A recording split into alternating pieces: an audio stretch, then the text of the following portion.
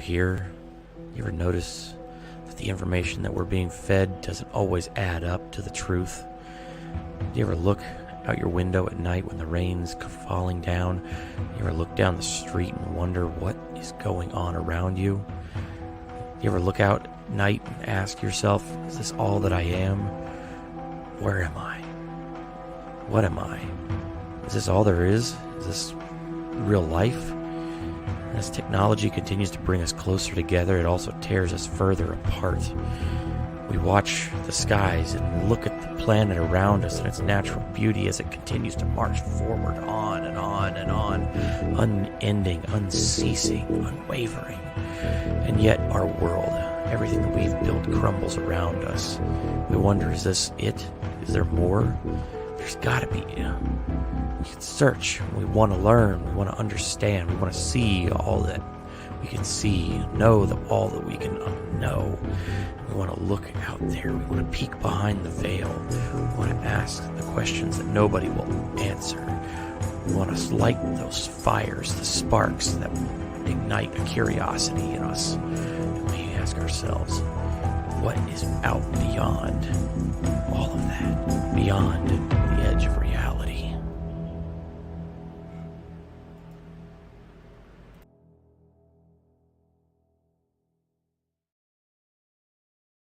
What's going on, everybody? Happy Wednesday. It's that time of week again. It's time for the edge of reality. It is good to be back with you guys. There was some initial concerns that the show may have to be postponed tonight, but thanks to some last minute help pulling together a few things, I was able to get things all set.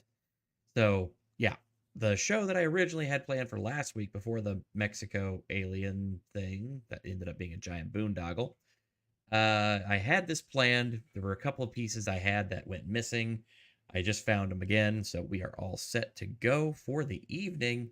And it's good to see folks are already joining in. So already a good howdy hey-o to Genitals and to Short Order Cook and Jude Curio. Good to see y'all.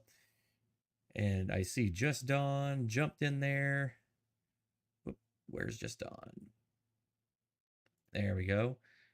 Hey, Just Dawn. Hey, Kaiser. Libby will be here in just a few minutes. Awesome. Always great to have y'all here. All right. So, I hope y'all have had a really good last couple of days. My weekend was not so great. I had hoped that it would be a lot more fun than it was, but yeah, I'm not gonna bore you guys with that. I'm just glad to be back here with all of y'all. It's very cool to see, and oh, very cool right off the get-go. And say Jude Curio has become our newest member to the channel, joining the Pineapple crew. Thank you so much, Jude Curio. I appreciate you so much, and it's great to have you on board. And I see more folks jumping in. Murph's Turf, what's going on, Murph? And Ghostery, sup chat, awesome. Oh, wow. Good to see everybody.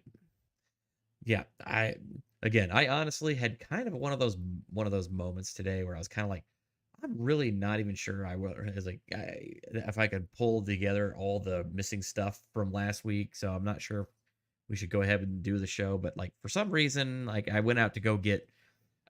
I got home today. I had planned to cook dinner, and the wife just kind of looked at me and said, "Okay, I know you had dinner planned out, but I don't feel good and I want pizza." I'm like, yes.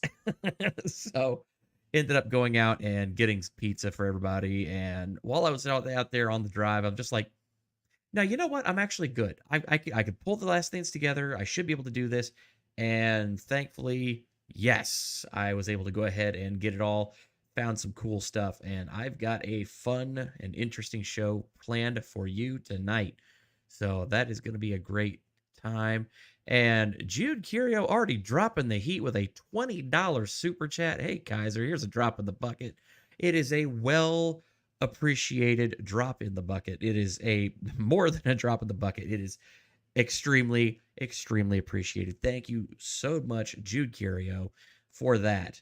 And W Daisy Girl jumping in, Nanu Nanu, winning sins greetings. Hello, all. Awesome.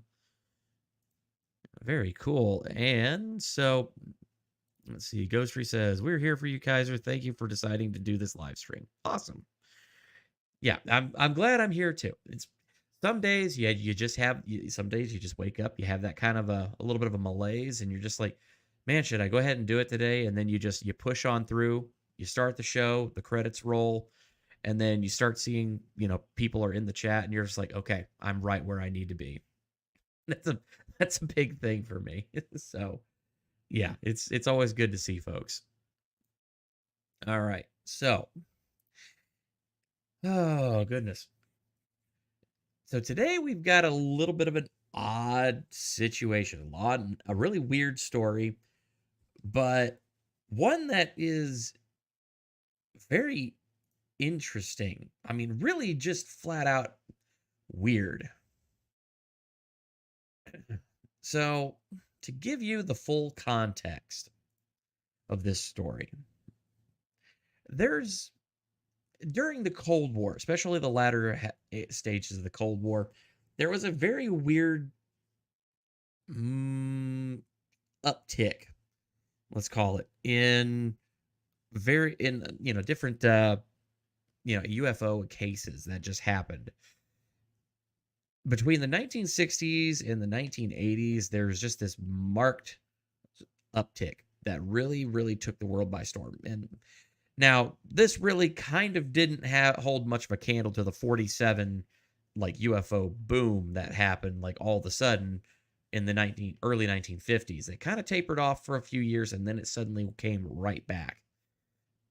Strangely, these sightings started to happen over very specific and very sensitive areas that definitely the United States did not want anybody covertly spying on.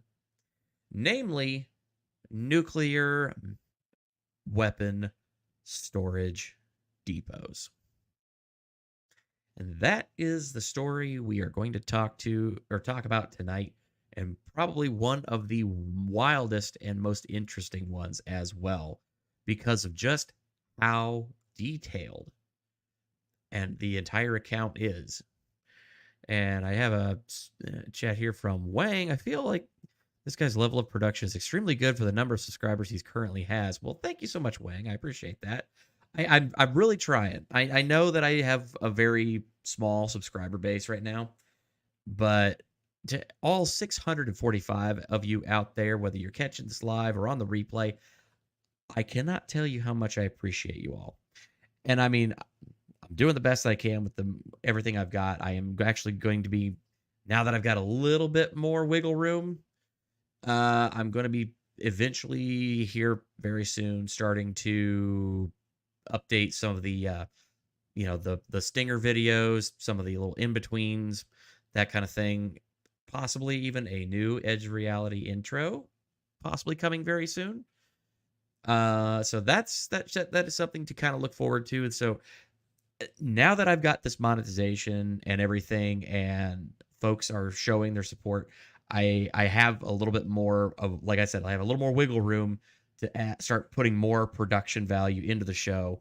So it's extremely well noted, and it's going to go right back into making everything even better. So to you out there, Wang, cheers.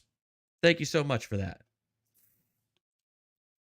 And let's see here. And Cool Gamer has showed up. Good to see you, Cool Gamer. Leeby! Good to see you, Leeby. All right. And JKD Buck 76. How you doing, buddy? Yeah, it's quality, not quantity. That's the truth. I got an amazing chat. A small but loyal and feisty bunch of chatters out there. I'm so happy about that.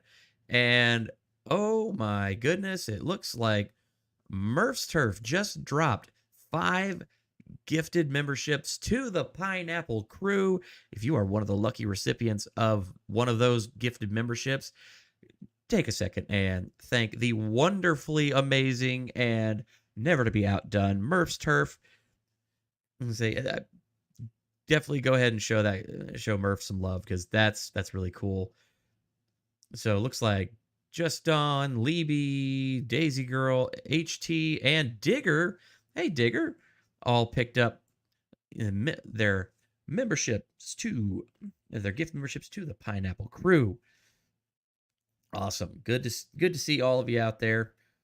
So I know that I don't have a lot of membership tiers right now. I mean, I've got like just the ones, and I know that I'm gonna be definitely starting to put forward some stuff coming soon, so that way we can really definitely make those worthwhile.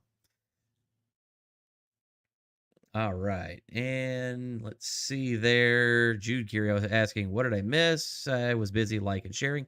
Good thing is, Jude, we have not started yet. We're actually just getting situated. We're kind of letting everybody file in and come on in, kick the shoes off, stay a while, because it's going to be a very fun stream.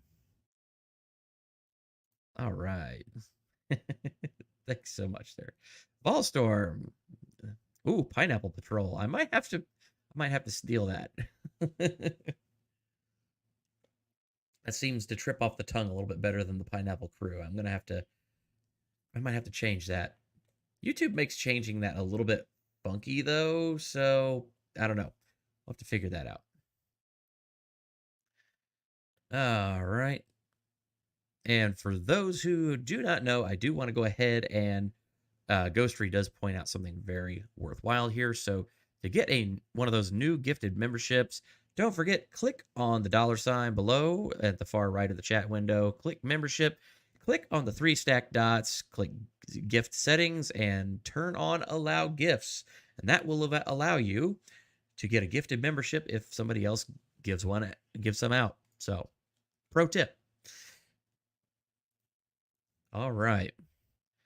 There we go.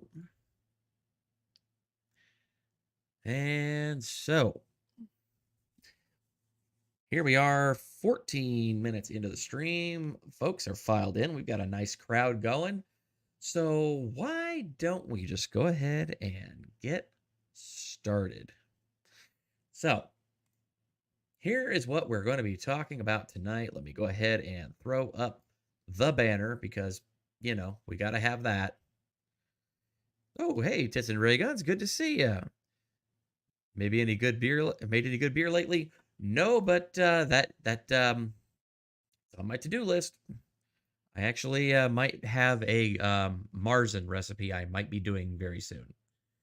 I know, a little bit late in the season, but I've got some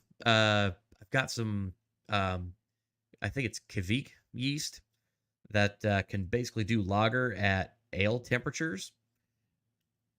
I'm gonna give it a try. I might be able to make a fest beer a little bit faster than normal. It won't be a true fest beer Marzen, but it'll be damn close. All right.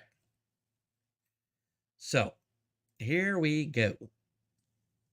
The Randelsham Forest RAF Bentwaters incident. So, let's take you back a little bit. It's 1980. Christmas 1980. And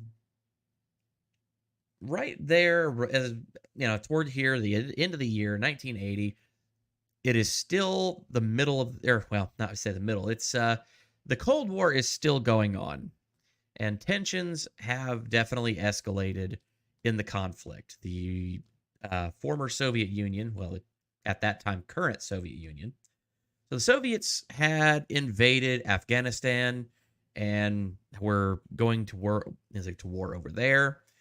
That had definitely escalated tensions worldwide, and at the behest of that at that time Prime Minister Margaret Thatcher, the United States was able to get use of an Air Force base and actually use it more or less as a forward operating base in the United Kingdom, which had one of the most advanced and probably one of the most decorated flight units, squadrons, actually ready and stationed there in case of a potential, first strike situation. So this base was equipped with a lot of the United States' best and brightest, as well as it was stockpiled with nuclear weapons. It was a first strike place. They were meant to basically, if the USSR started their shit, then this place could be activated quickly, get craft in the air, and bring the heat. So that is kind of where the base kind of originated and had been in use for some time. This is a United States Air Base in Suffolk, England, the UK, and was being used for this first strike capability, essentially. And one of the commanding officers there at this station was Commander Charles Halt. Now, Halt was actually attending basically a kind of a Christmas party at the base. There was, in the early hours of December 26th of 1980, in this case, Halt was not involved in this particular part, but there were a couple of soldiers that were on the patrol, and they noticed lights coming from the forest in the tree line. Now, the lights seemed to be moving. They did not seem to be aircraft or any other kind of... It seemed very strange. They were just moving through the forest.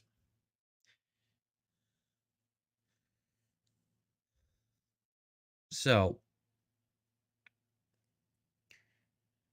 what ended up happening there, and as I'm just kind of grabbing bits of information and whatnot, so what ended up happening is that this thing, or these lights showed up, and a couple of soldiers were actually ordered to go investigate, go take a look. They took a Jeep, and so 3 of them went out. 1 stayed with the Jeep. The other 2 went with flashlights into the forest to go take a look. What they found was otherworldly. Take a quick pause to catch up with the chat there. 1980, everyone had a mullet and a jerry curl, sometimes both. Oh, goodness. Let's see. Berlin Wall fell because it was obsolete. Commies did a long march through our colleges and institutions. Yeah. Boy, if only we had seen that one coming. Orders to launch in under 1 minute, thus Minuteman missiles. Yes. So actually, I believe Randelsham AFB, in this case, Bentwaters, they had nuclear bombs and bombers that were ready to get airborne, but they did not actually have nuclear missile silos, from what I understand. Okay. So, where things ended up getting very strange was that as the 2 soldiers entered the forest to go look into what's going on, they encountered something that just did not make any sense. And I can't think of a better way to introduce this, a better way to explain this, than to hear it directly from the mouths of the soldiers themselves. So, as usual, I'm going to take a little bit of a roll with the YouTube dice, but seems like the last time I played clips from this documentary. It, seemed to be okay. And I, of course, as always, YouTube, read the banner. We're going to be pausing, adding commentary. We're going to be doing all the usual things, the usual ways, and giving credit where it's due and making sure that everything adheres to fair use. All right. And hey, Irish, sorry, good to see you. And I see that Genitals has become a new member of the Pineapple Crew. Excellent. There we go. All right. And Irish saying Murph sent me. Awesome. We love Murph here. All right. So let's get this video up.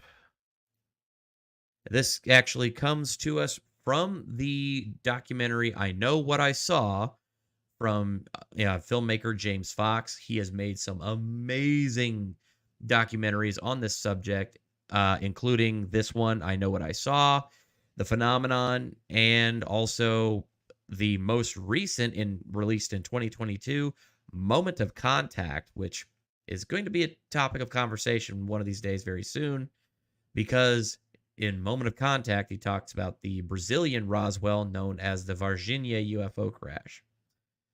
And I see Daisy Girl saying, my grandpa told me stories, but same in the today's world, all the UFO stories came out when something major was breaking in the news. Well, hey, I mean, things happen.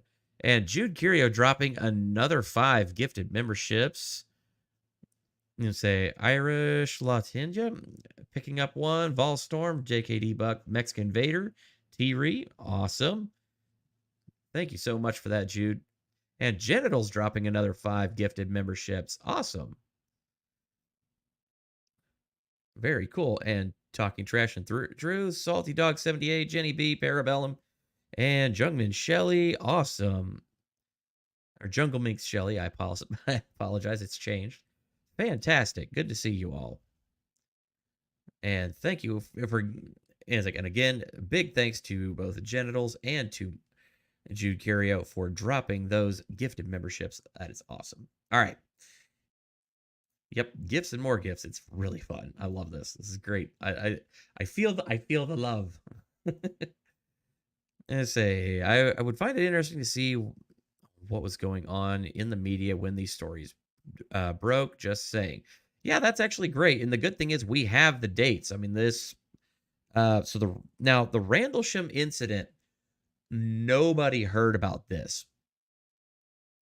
This really didn't come out until very later and was only just reported about like only a few years later at when Colonel Halt, having retired, really came forward.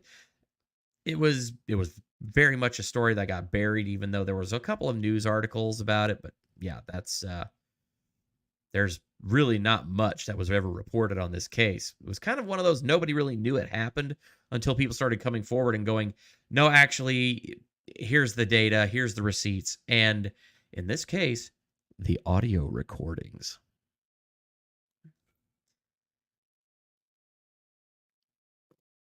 All right. And I did see some new folks there. We have DH coming in. Awesome. Thank you. It's good to see you there, Wendy. All right, here we go. This time for real. And I knew. My name is James Peniston, United States Air Force retired. In 1980, I was assigned to the largest tactical fighter wing in the Air Force at the time. I was stationed at RAF Woodbridge, England. Shortly after midnight on the 26th of December 1980, Staff Sergeant Steffens briefed me that some lights were seen in Randelsham Forest. Now, just so you know, this is one of the 2 soldiers that was actually dispatched to go investigate the lights that were seen. And they do get to interview both of them that actually saw the alleged craft. Just outside the back gate. He informed me that whatever he seen didn't crash.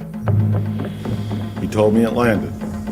I then ordered Airman Kabanzak, A1C Burroughs to respond with me off-site. That night, we were on Security 1, which was in charge of mobile security for the Woodbridge base, and we responded to Jim Burroughs' sighting of something out on the edge of the flight line. Well, the controller on the radio broadcast over the air that go down and check out a possible UFO. There was a craft of some sort that was sitting just inside the tree line. When we arrived to the suspected crash site, it quickly became apparent that we were not dealing with a plane crash, or for that matter, anything else we've ever responded to. Burroughs would say to Jim Penniston, "Do you see that? Do you see what's out there at the edge of the trees?" It was just bright lights, you know, and the only way you can describe it is, I guess you'd call it an object. At that point in time, 3 of us had direct observation of the craft. I then asked Airman Kabanzak to relay the radio transmissions back to our control center. Burroughs and I proceeded towards the craft. The only noise we heard out in the woods was the noise of the animals. Just as Burroughs and I entered the tree line, the shape of the craft was defined. The closer we got, the more the white light dissipated, but what appeared was a triangular craft. When we approached it, it was, I say it measured probably about 9 feet long. I do want to make a note here. So yeah, he did actually have a notebook with him, and as he walked around the outside of the craft, he took notes, he made drawings, that any notes that he could as he was looking at and even touching the craft. Maybe 6 feet high, a little higher, maybe 6.5 feet. The lighting emanated from the fabric of the craft, and it would actually move around. I mean, it would move. You'd have different locations where maybe a little blue lighting was going into it, or maybe a little red. And then there must have been some type of lighting underneath of it, because it silhouetted the aircraft itself. I went around and started doing a 360 walk around the area, recording my observations. I was looking underneath the craft like that. I had taken quite detailed notes on that. Type of aircraft still unknown. No apparent landing gear. No sound, but appears to be pulsating somehow. This is his actual notes, his actual notebook from the incident. That's pretty cool that he still has that. Did any drawings involve stick figures? Not really, but when you start to look at some of the alleged writing on the craft, it's fascinating.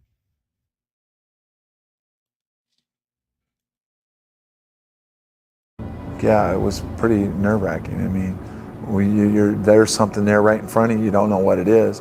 I would go ahead and feel the craft, which was warm. There was static electricity in the air. Very warm to touch. Identifying markings are on left front side. As I came around to the one side of the craft, there was etching on the face me just above the center part of the craft itself. Of course, this is done all freehand as I was walking around the craft, but these symbols ran from left to right across, and then underneath that line of symbols was this, which is triangular, and some type of circle here, some type of circle here, and a larger circle here. And of course, all this was filled in with the etching part of it. I was curious about the symbols that Jim Penniston copied in his logbook. I had these symbols enlarged and then showed them to cryptologist and mathematician George Daglish. I wanted to know if he had any ideas as to what they might mean. The first symbol looks to me like a vessel with a steering oar afloat in some sort of medium. The second symbol looks like a glyph associated with a mathematical idea known as the Fibonacci series, which is found everywhere in nature. And this is what we have here. The root of a Fibonacci series, 1, 2, and 3, taken as a whole, which is a rather clever glyph, all in one. Mr. Daglish stressed that this was only speculation, but I found his interpretations quite interesting, especially since I've always heard that the only universal language would be mathematics. From that glyph. So this is the last glyph, and how did you decipher this? They could represent an apse in an orbit, a perigee or an apogee. And if they are apses, apogees and perigees, it means that the orbiter is doing a highly precessive orbit, like that. So if you were going to survey a planet, and this is an orbiter, I assume, which would be a very sensible arrangement if you were using the vehicle as a surveying vehicle, because you would get a maximum look at the planet. I don't think they were trying to send us a metaphysical message about the beauty of life or the reason for the universe or anything like that, or their own existence. I think it's just more a utilitarian marking so they knew what craft they were dealing with. That's pretty wild. I know it's speculative, but that sounds pretty incredible and pretty wild. So here's a better view of the symbols that they claim were on the craft. So yeah, let me go ahead and check it here. So Shorter Cook says, I'm amazed he was able to touch the craft. Yes, that was very odd about the story, but yeah, apparently this thing was just sitting there and he was able to walk up and touch it.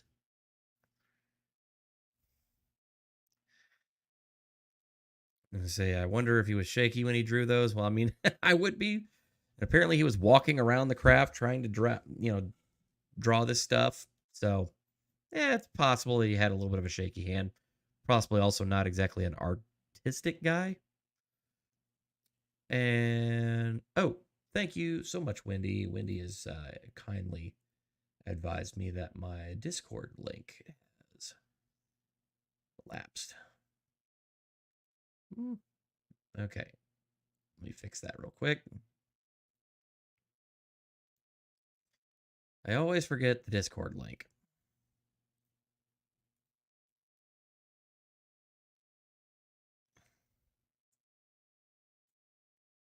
There we go. All right, and so Space Force copied their design, possibly. Looks like Baker's murder board. Okay, I've not seen that one. Okay, more for the murder board. Murder board is gloriously glorious. Okay.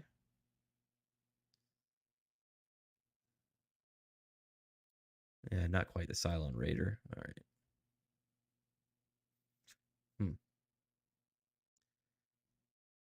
And Linktree is really taking a long time there. What is going on? Yeah. Okay, I'll have to update that here probably later because for some reason it's not working. Oh, wait, there it goes. Of course I say that, and then suddenly, it works. Maybe. Anyway. Okay, I'm not worried about that so much right now. So, anyway. So these are the markings on the craft as they appeared. And here's where we're going to get more into the story. I knew that that craft could not have been made by man.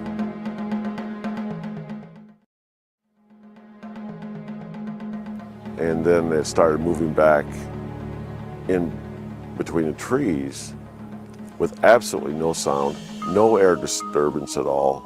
Takeoff, unknown speed, and I write, impossible. I mean, it was threatening to me, but it wasn't the type that you were going to shoot on it. And also the fact was that, what would happen if I would have shot at him? What good would it have done? That night, over 80 Air Force personnel, all trained observers assigned to the 81st Security Police Squadron, witnessed the takeoff. The information acquired during that investigation was reported through my military channels. The team and witnesses were told to treat the investigation as top secret. Thank you.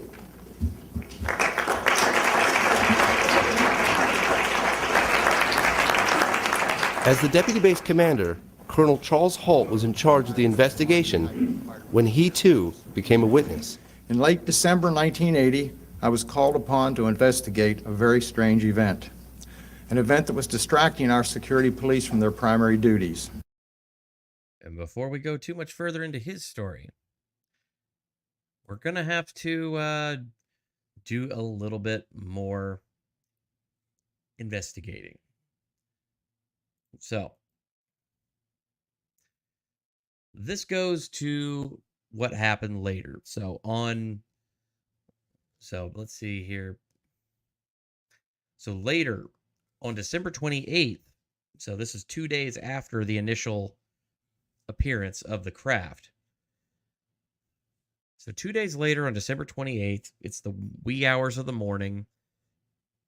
Colonel Halt is at a officer's Christmas party at the base, and suddenly another soldier comes in, apparently with a rifle, and says, "Sir, it's back."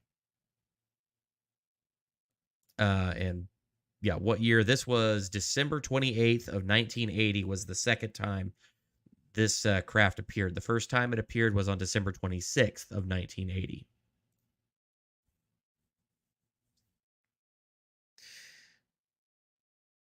All right.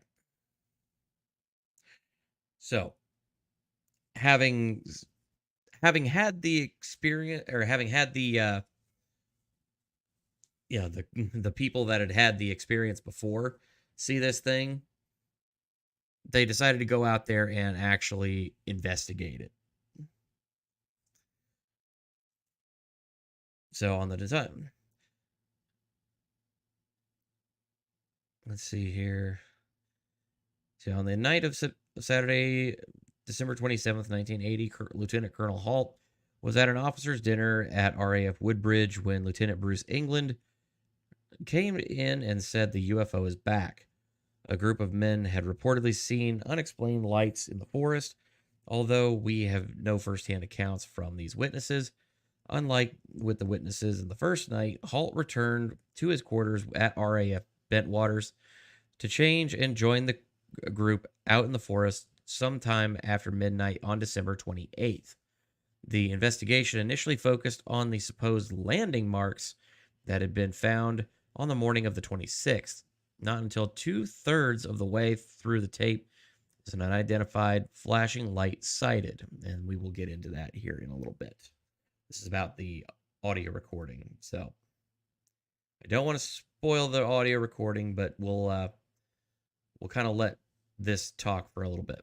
I believe that he went out there to debunk the whole situation, and I think he got in the middle of a situation he couldn't explain either.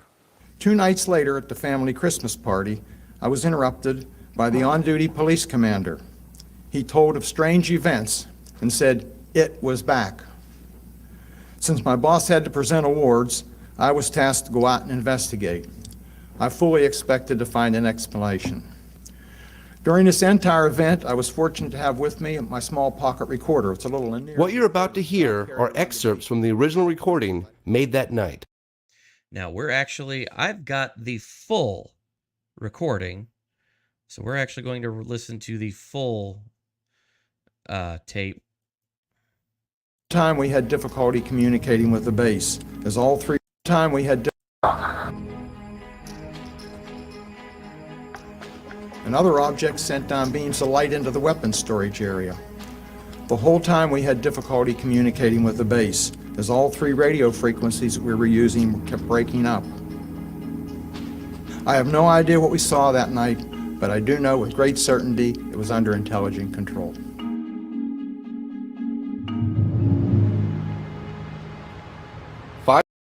All right. And so, yes, glowy RAF. So this was at an RAF base, but it was, but the United States was also using that base as a forward operations base and a potential first strike base for if the Soviet Union decided to attack And that way we could have nuclear weapons, which were at this base on standby and ready to go at a moment's notice and be ready to go.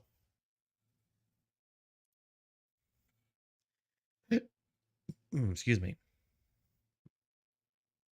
Five-star Admiral Lord Hill Norton had been pressuring Parliament to provide clear answers on this case. I wanted to know if he believed a UFO actually landed at a U.S. airbase in England. That is one explanation, that it actually happened, as Colonel Halt reported. The other explanation is that it didn't. And in that case, one is bound to assume that Colonel Halt and all his men were hallucinating. The British Ministry of Defence's position is that nothing of any defense interest took place. This position was strongly criticized by the Admiral. That the colonel of an American Air Force base in Suffolk and his merry men are hallucinating when there are nuclear-armed aircraft on the base must be of defense interest. If indeed what he says took place did take place, and why on earth should he make it up, then surely the entry of a vehicle from outer space, certainly not man-made, to a defense base in this country also cannot fail to be of defense interest. Yeah, makes perfect sense to me. Basically saying, well, either this guy and his men were all hallucinating or something happened. All right, so here is where things get interesting. Because as I said, we have the full, in its entirety, unedited, the Halt tape. So Colonel Halt's audio recordings from the night in question, from the actual investigation, what he saw and what was going on from the time that he arrived and what happened.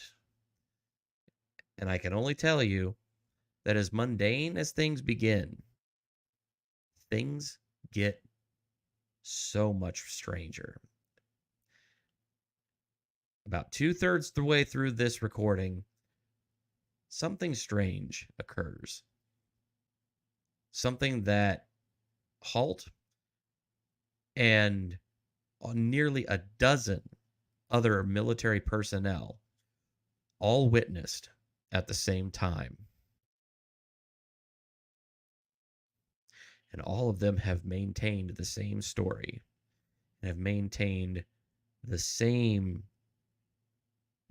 level of credibility all that time. So here we are, the Halt tape. What you're about to hear is the actual recording made by Lieutenant Colonel Charles Halt, December 1980, while investigating unidentified lights in Randelsham Forest. Now pay attention, 007. 150 feet or more from the initial, I should say, suspected impact point. Having a lift car, we can't get the light on to work. Seems to be some kind of mechanical problem. Let's send back, get another light on. Meantime, we're going to take some readings at the Geiger counter and chase around here a little bit, waiting for another light on to come back in. So real quick there, just to kind of, I did timestamp a lot of things going on in this, so that way I had that handy. Now, what he's saying here is that they have like these big industrial like area lights. Those called light-alls.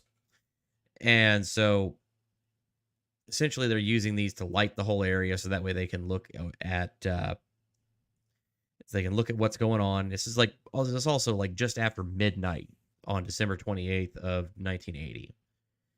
And so they're going out there with Geiger counters. They're going to go start taking readings and taking a look at what's going on, the suspected landing site. And they're already having strange mechanical and electrical issues with their equipment as this is all going on. Some equipment seems to be more affected than others, but yeah, apparently they're having some issues with their equipment. Yes, that's one of the pod number. Okay, we're now approaching the area within about 25, 30 feet. What kind of readings are we getting? Anything? Just minor clicks. Minor clicks. What are the impressions? One. Is that a little bigger they are? Well, there's one more well designed. The security control.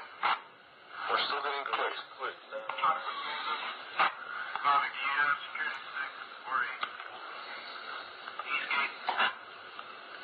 Can we read that on the scale? Yes, sir. We're now on the 5/10 scale, and we're reading about third, fourth increment. Okay, we're still comfortably safe here. You don't have a light on, full gas ready? You can hear the radio chatter in the background as well. There's still minor readings. The second pod orientation. This one's good. Let's go to the third one over here.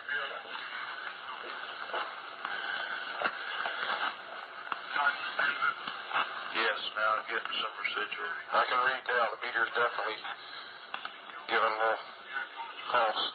You could even kind of hear the Geiger counter in the background a little bit. That's what I was going to say. Let's go to the center of the area next and see what kind of reading we get out there. You're reading the clicks. I can't hear the clicks. Yes, sir. Got them up the center, Bruce? Okay, let's go to the center. Yes, I'm getting that's the best deflection of the needle I've seen yet. Okay, can you give me an estimation? We're on the 0.5 scale. We're getting... I have a couple readings. At approximately 01:25 hours. We're getting right at a half of a millirem.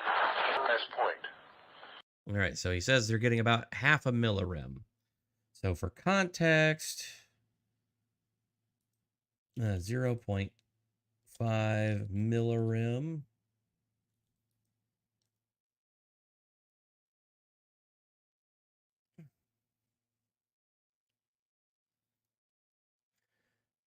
All right.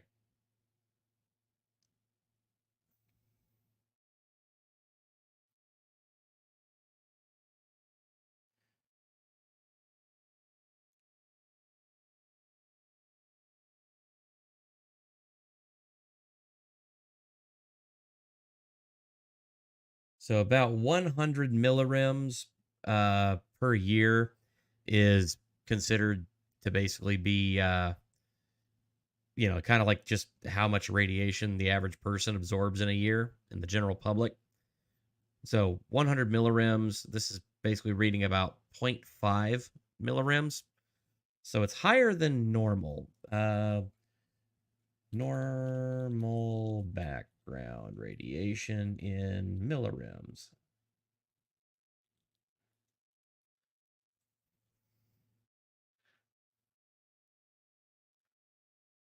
Okay.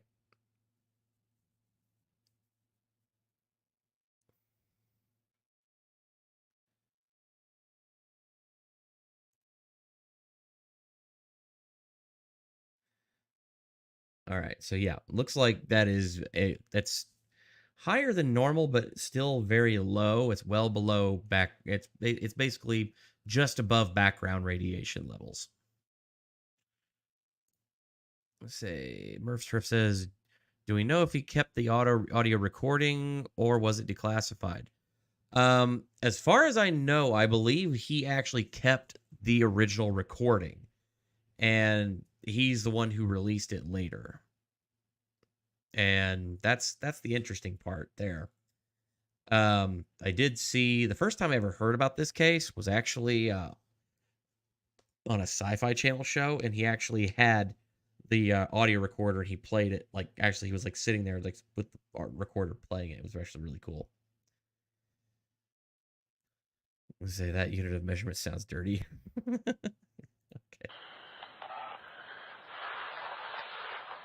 I haven't seen it go any higher. Let's go farther. Okay, we'll go out toward the... Now it's picking up. This is out toward the number one indentation where we first got the strongest reading. And they're talking about indentations that look like soil indentations there. around where this craft allegedly was. Looks like an area here, possibly. It could be a blast. It's in the center. It's hard to tell. You gotta take this. My finger's about to freeze. Yours too. Up to what, 7? What? Just jumped up to what, 7/10 there. 7/10 right They just there had in the a center? jump in radiation. We found a small blast, what looks like a blasted or scruffed up area here. We're getting very positive readings. Let's see, is that here the center? Yes, it is. This is what we would assume would be the dead center. Just picking up more as we go along the whole area here now. Up to 7/10, or 7 units, let's call it, on the .5 scale.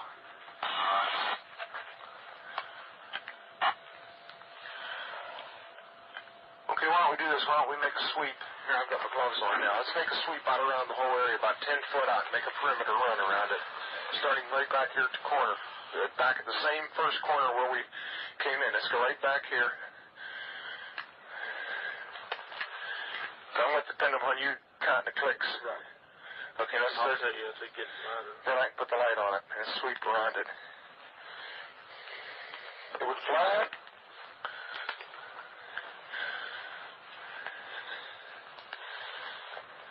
Put it on the ground every once in a while. This looks like an abrasion on the tree. Okay, we'll catch that on the way back. Let's go around. One guy hit it there. And then the interest right over here. It looks like an abrasion points into the center. It is. It may be old though. There's some snap marks or something on it. Let's go on back around. So they're seeing abrasion marks, like something impacted against these trees and made these. They mentioned about 3.5 to 4 inch abrasions on the trees in the area near the landing site. And they're starting to get some elevated radiation readings, but it's still within the safe range. All right. So it gives some extension. Yeah, this is an awkward thing to use, isn't it? Oh, let me see, I can carry it on my ears, but this one broke.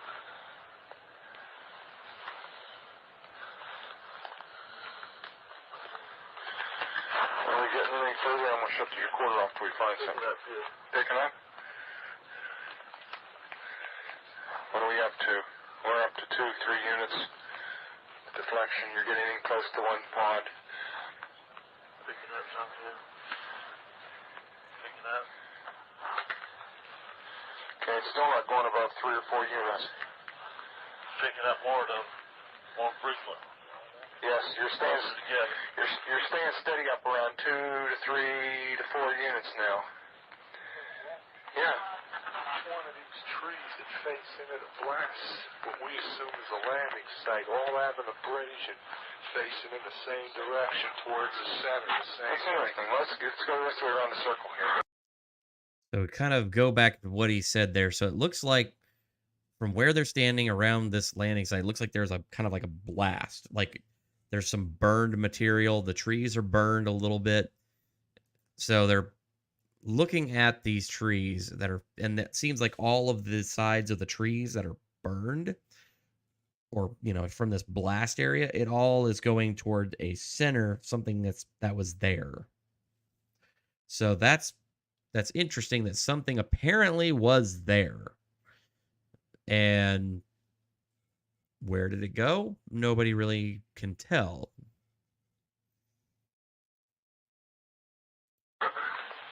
Coming back down here.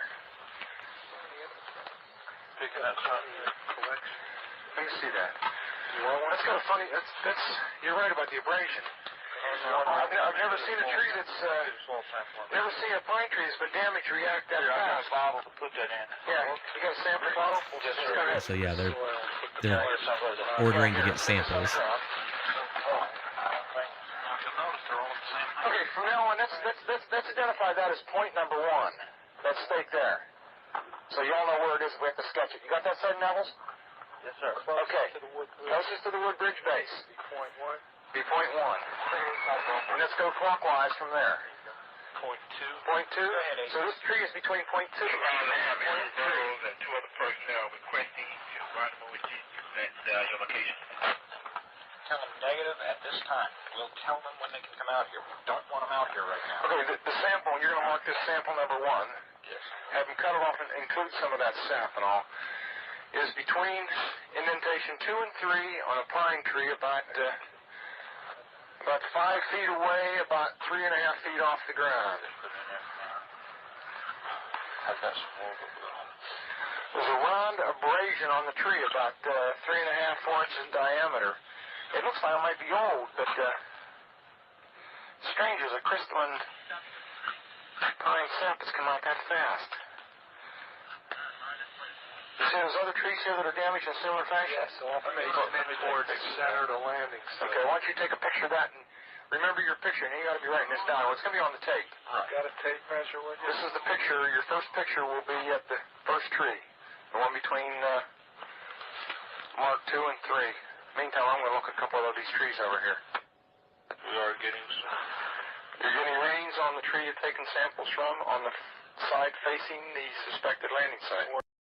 So they're getting radiation readings now from the burned areas on the trees that they're seeing. So that's odd. It's very strange that would be that. I mean, why is there residual radiation on burn marks on trees in the middle of a forest in the middle of Suffolk, England?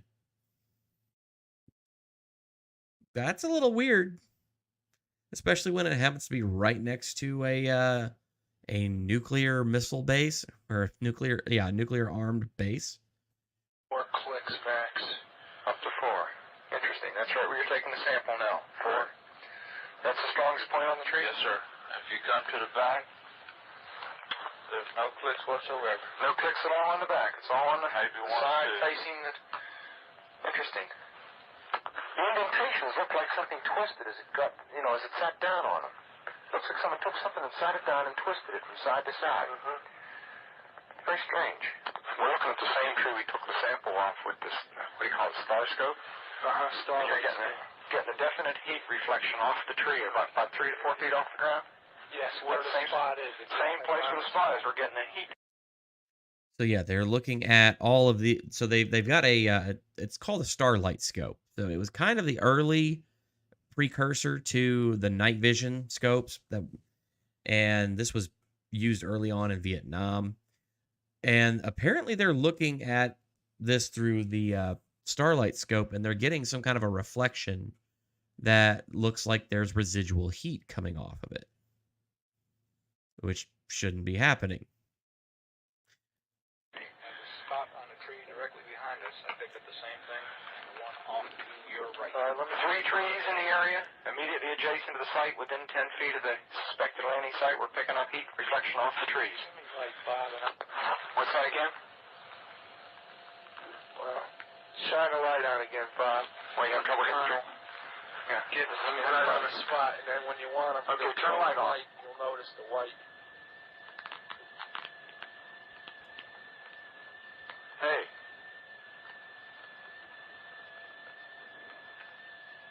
You're right. There's a white streak on the tree. Indicates. Let me turn around and look at this tree over here now. Just a second. White streak right on the tree. I can see it. Wait a minute. Give me a little side lighting so I can find the tree. Okay. Off. I lost the tree.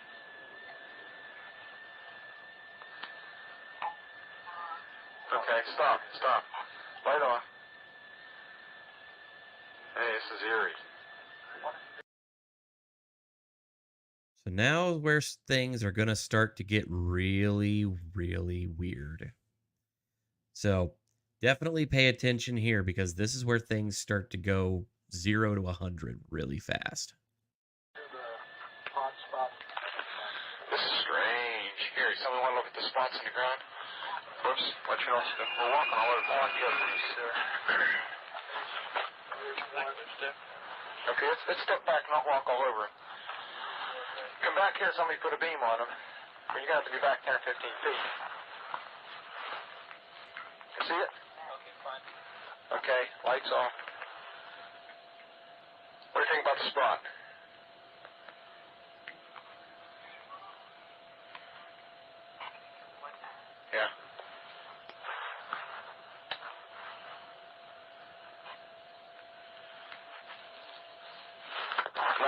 another spot? Okay, that's what we'd call spot number 3. Let's go to the back corner and get spot number 1. Spot number 1. Here's spot number 1 right here. Spot number 1 right here. Do you need some light?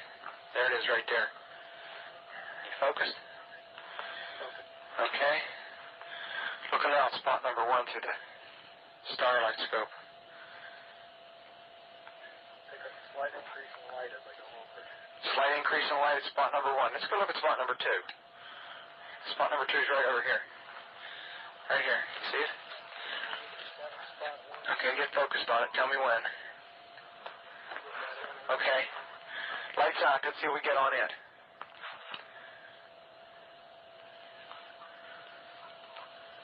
Slight increase. Just a slight increase? Try to center. The center spot. Well, it really isn't center. It's slightly off center. It's right there. Okay. I'm going to get your reading on it right there. Okay. Tell me when you're ready. Okay, lights out. This is the center spot we're looking at now, almost the center. Slight increase there. This is slightly off center toward the 1-2 side. It's some type of abrasion or something in the ground where the pine needles are all pushed back, and where we get a high reading about deflection of 2 to 3, maybe 4, depending on the point on it. Yes. So there's a positive after effect? Yes, there is definitely. That's on the center spot. There is an after effect. What does that mean? It means when the lights are turned off, once we are focused in and allow time for the eyes to adjust, we are getting an indication of a heat source coming out of that center spot, which will show up on a heat or some form of energy. It's hardly heat at this stage of the game.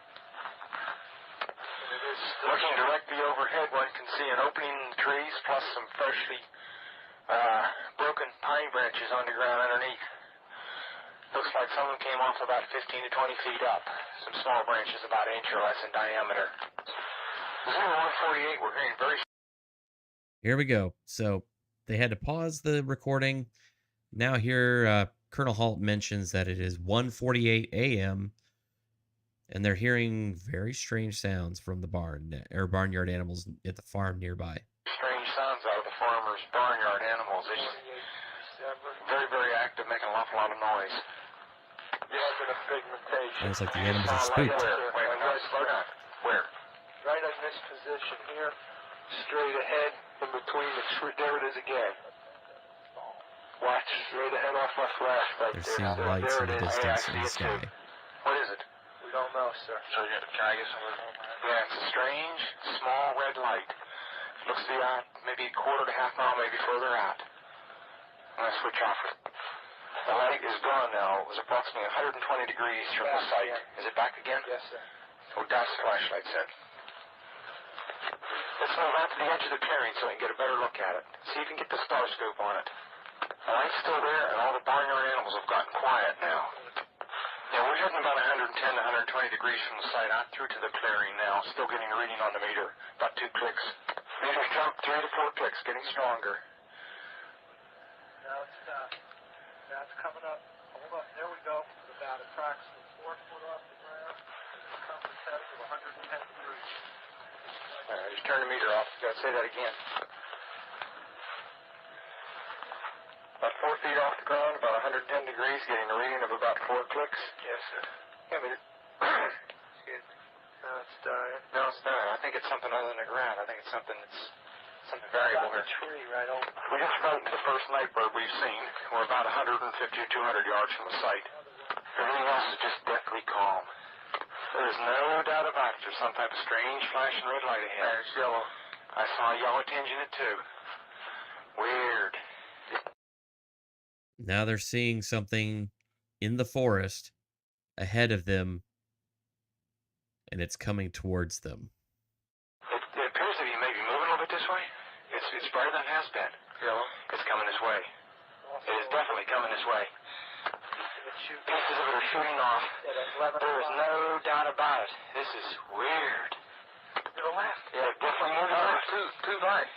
One light to the front, okay. One light to the left. Keep the flashlights off. There's something very, very strange. Get the headset on, see if it gets any stronger. Okay, give us a rundown. Notation that this is on a beta reading, too. It's on a beta reading? Beta Okay. shield has been removed. Okay. Pieces are falling off it again. And it just moved to the right. Yeah. Rock to the right. Strange. Oh, well, why don't you get left? Let's approach to the edge of the woods up there. You want to do it without lights? Let's do it carefully. Come on. Okay, we're looking at the thing. We're probably about 200 to 300 yards away. It looks like an eye winking at you. It's still moving from side to side. And when you put the star scope on it, it sort of has a hollow stare, or a dark stare. It's like the pupil of an eye looking at you and winking. And the flash is so bright through the star scope that it almost burns your eye. We passed the stopping here. So they're trying to look at this very brightly lit object, even with the night vision scope, just to see if they can maybe discern something at the center of it. And they're definitely seeing that there's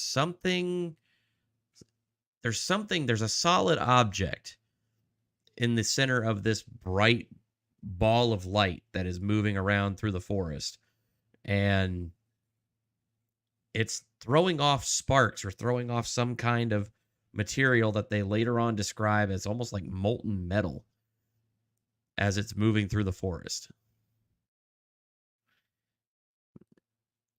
And say it only looks like a massive eyeball when they're looking at it through the starlight scope, which even then, I mean, that's got to be blinding, because starlight scope is basically an early type of night vision scope.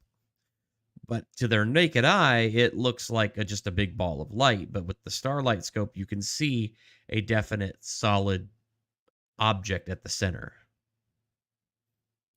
Past the farmer's house and across in the next field, now we have multiple sightings of up to 5 lights with a similar shape and all, but they seem to be steady now rather than a pulsating or glow with a red flash. We just crossed the creek, and we're getting what kind of readings now? Getting through 3 good clicks on the meter, and we're seeing strange lights in the sky. 244, we're at the far side of the second farmer's field, and made sighting again about 110 degrees. This looks like it's clear after the coast. It's right on the horizon. Moves about a bit and flashes from time to time. Still steady or red in color. Also, after negative readings in the center of the field, we're picking up slight readings, 4 or 5 clicks now on the meter. 305, we see strange strobe-like flashes to the rather sporadic, but there's definitely something, some kind of phenomenon. 305, at about 10 degrees horizon directly north, we've got 2 strange objects, half-moon shape, dancing about with colored lights on them. But guess to be about 5 to 10 miles out, maybe less. The half moons is now turned into full circles. As though there was an eclipse or something there for a minute or two. So I do want to make a quick note there. So Shorter Cook says, I've always thought that craft design was very 1950s, 60s, those landing legs. Yeah, in this particular case, this one doesn't have any, I mean, none of the craft that have been supposedly seen in this particular case have any legs. They're just hover, which is really weird. Now, that brings up a question: where are these indentations coming from? Why are there indentations on the ground, almost like a tripod? If, as you know, as Sergeant Peniston noted whenever he saw the craft initially, he looked underneath it and all around it and very clearly said that he did not see any landing gear. Interesting. So how is it creating indentations? And Murphstriff says, I wonder if there's an animated version of what they're describing. There is. Unfortunately, it was made by the Sci-Fi Channel, so I can't show it without getting an instant yeet. UFO black hole, here I come. Yep. So yeah, that is kind of one of those things. It kind of makes you wonder. Now, I mean, there are cases where there are craft that apparently have like these little tripod legs that come out from underneath the craft. The Lonnie Zamora case in Socorro, New Mexico, was a very famous one about that. And yeah, his particular Lonnie Zamora's case is really weird because he was a police officer, had no weird dealings with anything, was a very grounded man, and allegedly was just out on his police patrol, saw a craft, and is like, while he was in pursuit of a guy basically doing a just basically running a stop sign, and then he broke off to go check out this egg-shaped craft that landed. Creatures apparently got out, walked around the craft, saw him, and then pointed at him, locked eyes with him, and then went back into their craft from about 50 feet away. And then the craft lifted off its legs, the legs retracted back in. It hovered there silently for probably about 30 seconds and then gone instantly. Lonnie Zamora's case is one that we're going to cover at one point because the Socorro, New Mexico case is one of the most well-documented UFO cases in history. Because immediately after it happened, because Lonnie Zamora was a police officer, was a credible eyewitness, they got people from Project Blue Book out to him immediately. He had helped to kind of document things at the site, mark places, and saw a lot of really cool stuff. And immediately after, he didn't go home. He went to his church to talk to his priest because he couldn't quite understand what he had seen. So yeah, teaser for a future episode there. We're going to do the Socorro, New Mexico case. Ghost Glowy says, sounds like a massive insect-like thing. Or it would be great if you can cover that case. I will definitely. That is one that is on my radar. So some cases that I do know of that I want to cover eventually. Of course, Socorro, New Mexico, the Zimbabwe, the Ariel School, Westall Primary School in Australia. Then there's the Travis Walton abduction, Betty and Barney Hill abduction. That one's going to be the Betty and Barney Hill is going to be a long one because we actually have the hypnosis tapes where they're recounting their the time that they were abducted. And it's long, but it's terrifying. Anyway, back to the story at hand. 315 now, we've got an object about 10 degrees directly south, 10 degrees off the horizon. And the ones to the north are moving, one's moving away from us. It's moving out fast. This one on the right's heading away too. Yeah, we're both heading north. Okay, here he comes from the south. He's coming toward us now. Now we're observing what appears to be a beam coming down to the ground. They're now observing a craft or some kind of ball of light hovering in the sky and shining a beam of light down onto the ground.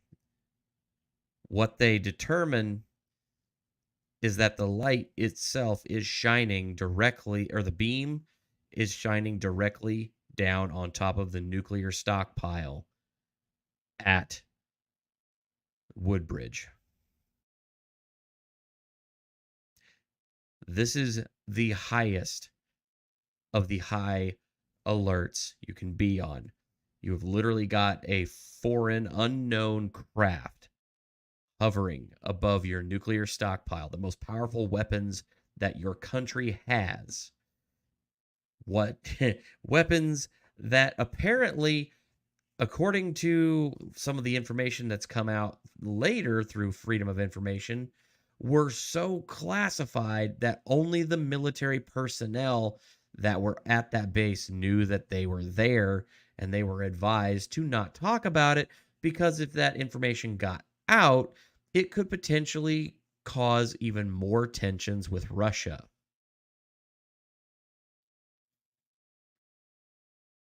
how does this thing know where those are? Serious question.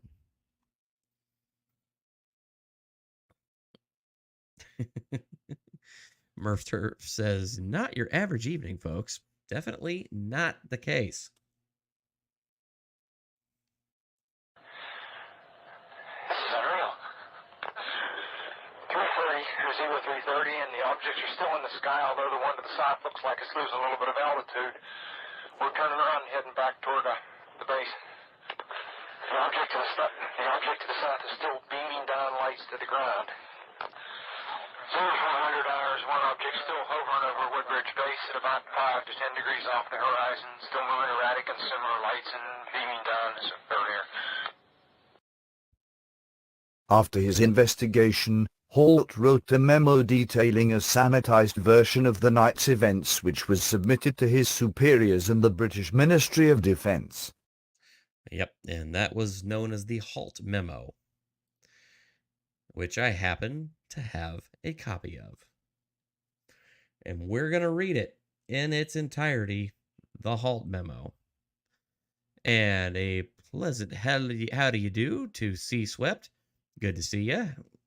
Great to have you over there in the crowd. And so here we go. I'm going to go ahead and stop sharing this for the moment. And I'm going to grab... Oh, goodness, where is it? Grab window.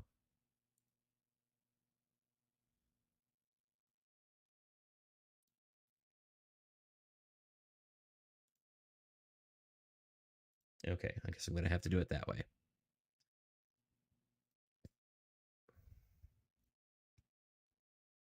Here we go. All right. So, let's...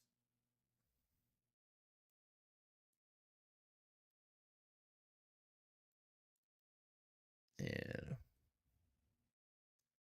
move that over here.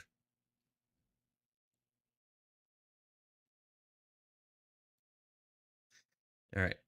Hang on, I'm switching things around. There we go. So this is the Halt memo, and written 13 January 1981. So a little bit after the incident had taken place. This is his official report after the investigation had concluded. All right. So unexplained lights to RAF. So CC at that time actually meant carbon copy. In the early morning of this 27 December 1980, approximately at 0300, two USAF security police patrolmen saw unusual lights outside the back gate at RAF Woodbridge. Thinking an aircraft might have crashed or been forced down, they called for permission to go outside the gate and investigate. The off-duty flight chief responded and allowed three patrolmen to proceed on foot. The individuals reported seeing a strange glowing object in the forest. The object was described as being metallic in appearance and triangular in shape, approximately 2 to 3 meters across the base and approximately 2 meters high. It illuminated the entire forest with a white light. The object itself had a pulsing red light on top, a bank of blue lights underneath, and object was hovering or on legs. Again, this kind of goes back to the fact that Peniston claimed that he did not see any legs on the craft, but when they went back and investigated, they found indentations like there had been.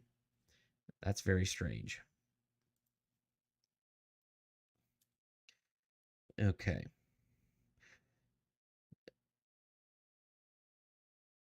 Where did I leave off? Okay.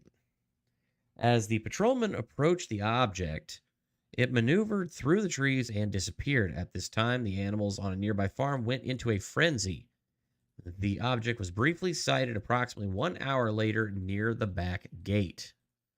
And real quick pause and just acknowledge that Murph's Turf has dropped another 5 Kaiser Pineapple gifted memberships to the Pineapple Crew.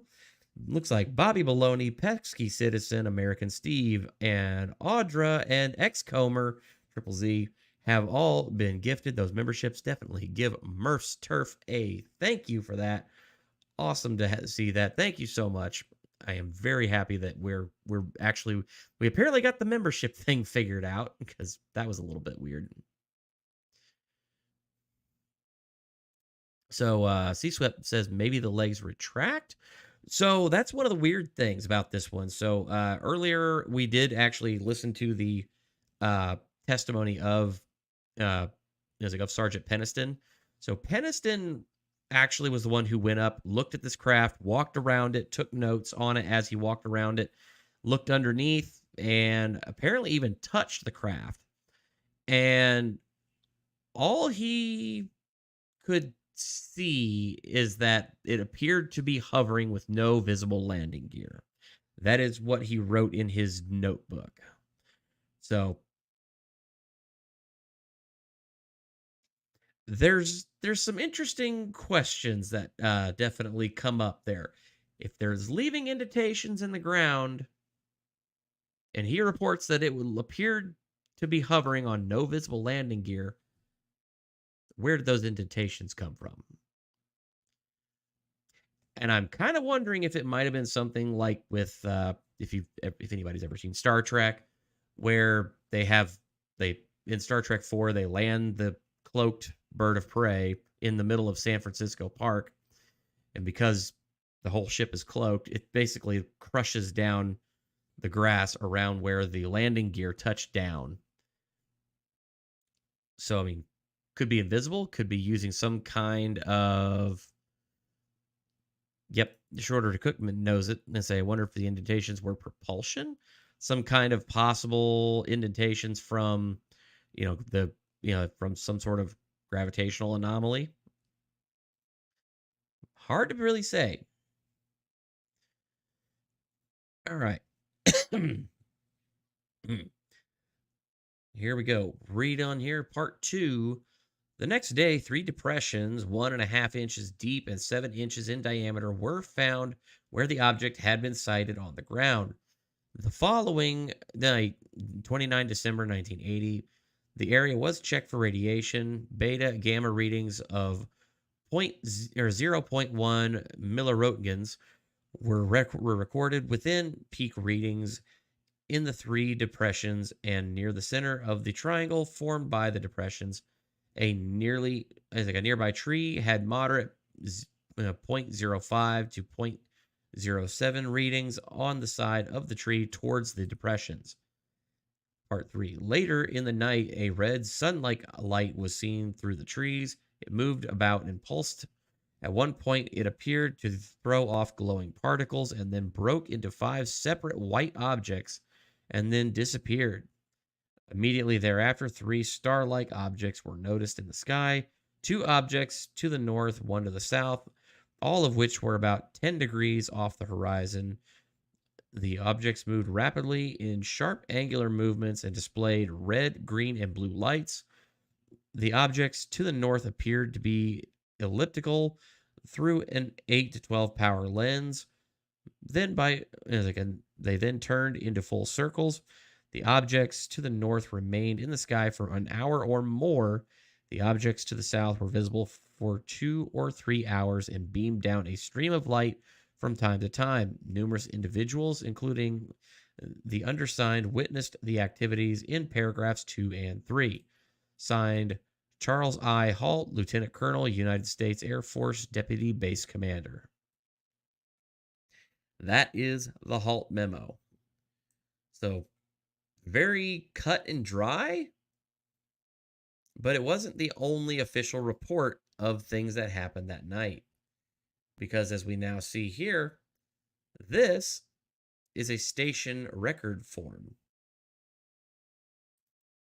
And what does that mean? So this is actually the report from the guard shack, basically. So this is the guard station sighting report. Beyond Eastgate to RAF Woodbridge was where this thing was sighted. Say message, we have a sighting of some unusual lights in the sky. We have sent unarmed troops to investigate, and we are terming it as a UFO at present. So that was, they give a little bit of information there. So result, air traffic control was West Drayton checked. We know ledge of aircraft, reports received of aerial phenomena over southern England during the night. Only lights visible in this area was from Orford Lighthouse. Search made of area negative, and that's kind of that. So,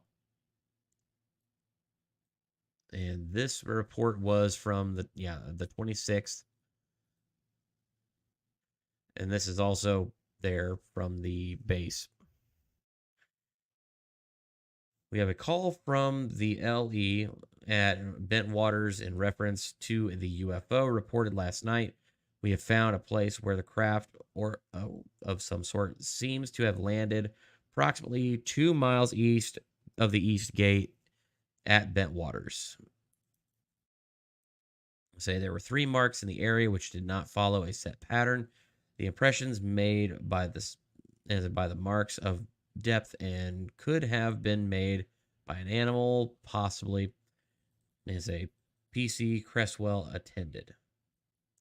And then we have notice from the Suffolk Constabulary on 27th of October 1988. This is a while later. And say, dear Mr. Redacted, I refer to your letter at Woodbridge Police Station dated 18 October 1988.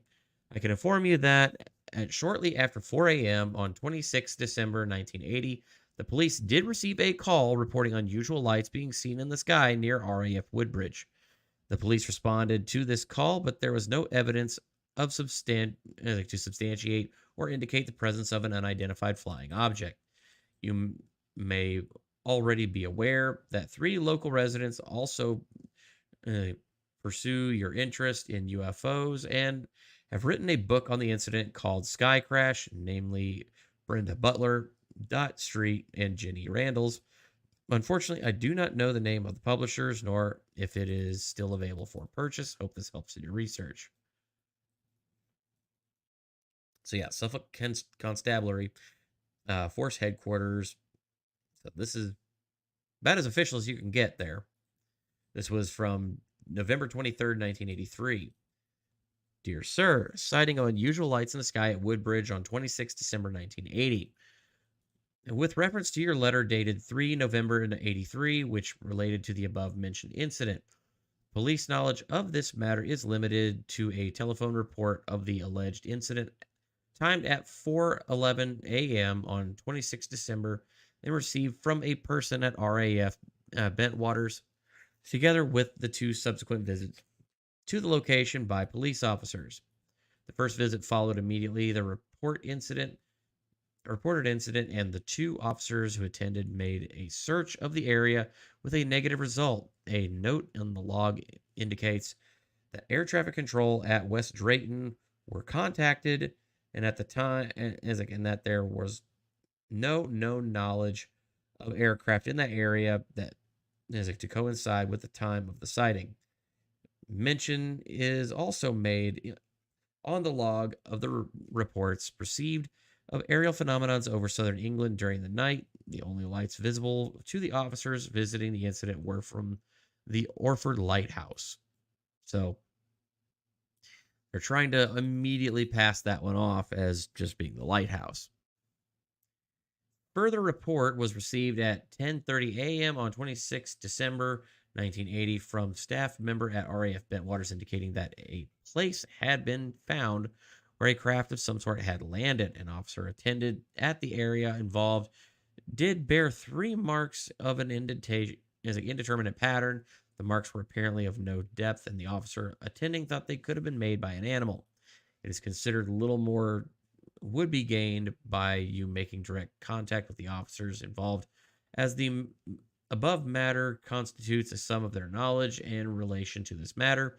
It is hoped that the information supplied of you will be of assistance in formulating your intended account of the circumstances. Yours faithfully, Chief Constable, redacted. So, interesting to note there.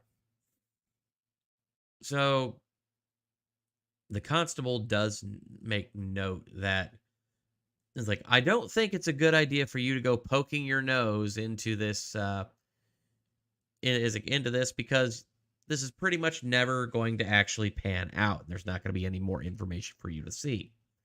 Interesting that. So yeah, this is the whole incident report from the Suffolk Constabulary. Yeah, that's pretty much the full extent of everything. So this is very interesting that this actually came forward.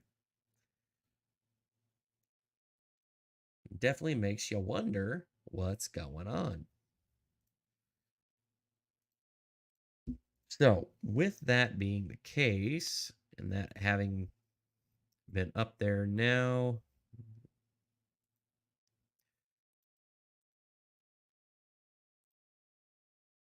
so now we're going to go to something a little bit more interesting.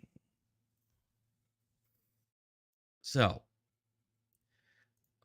they claim that nobody actually saw anything as far as radar operators are concerned. Except they did.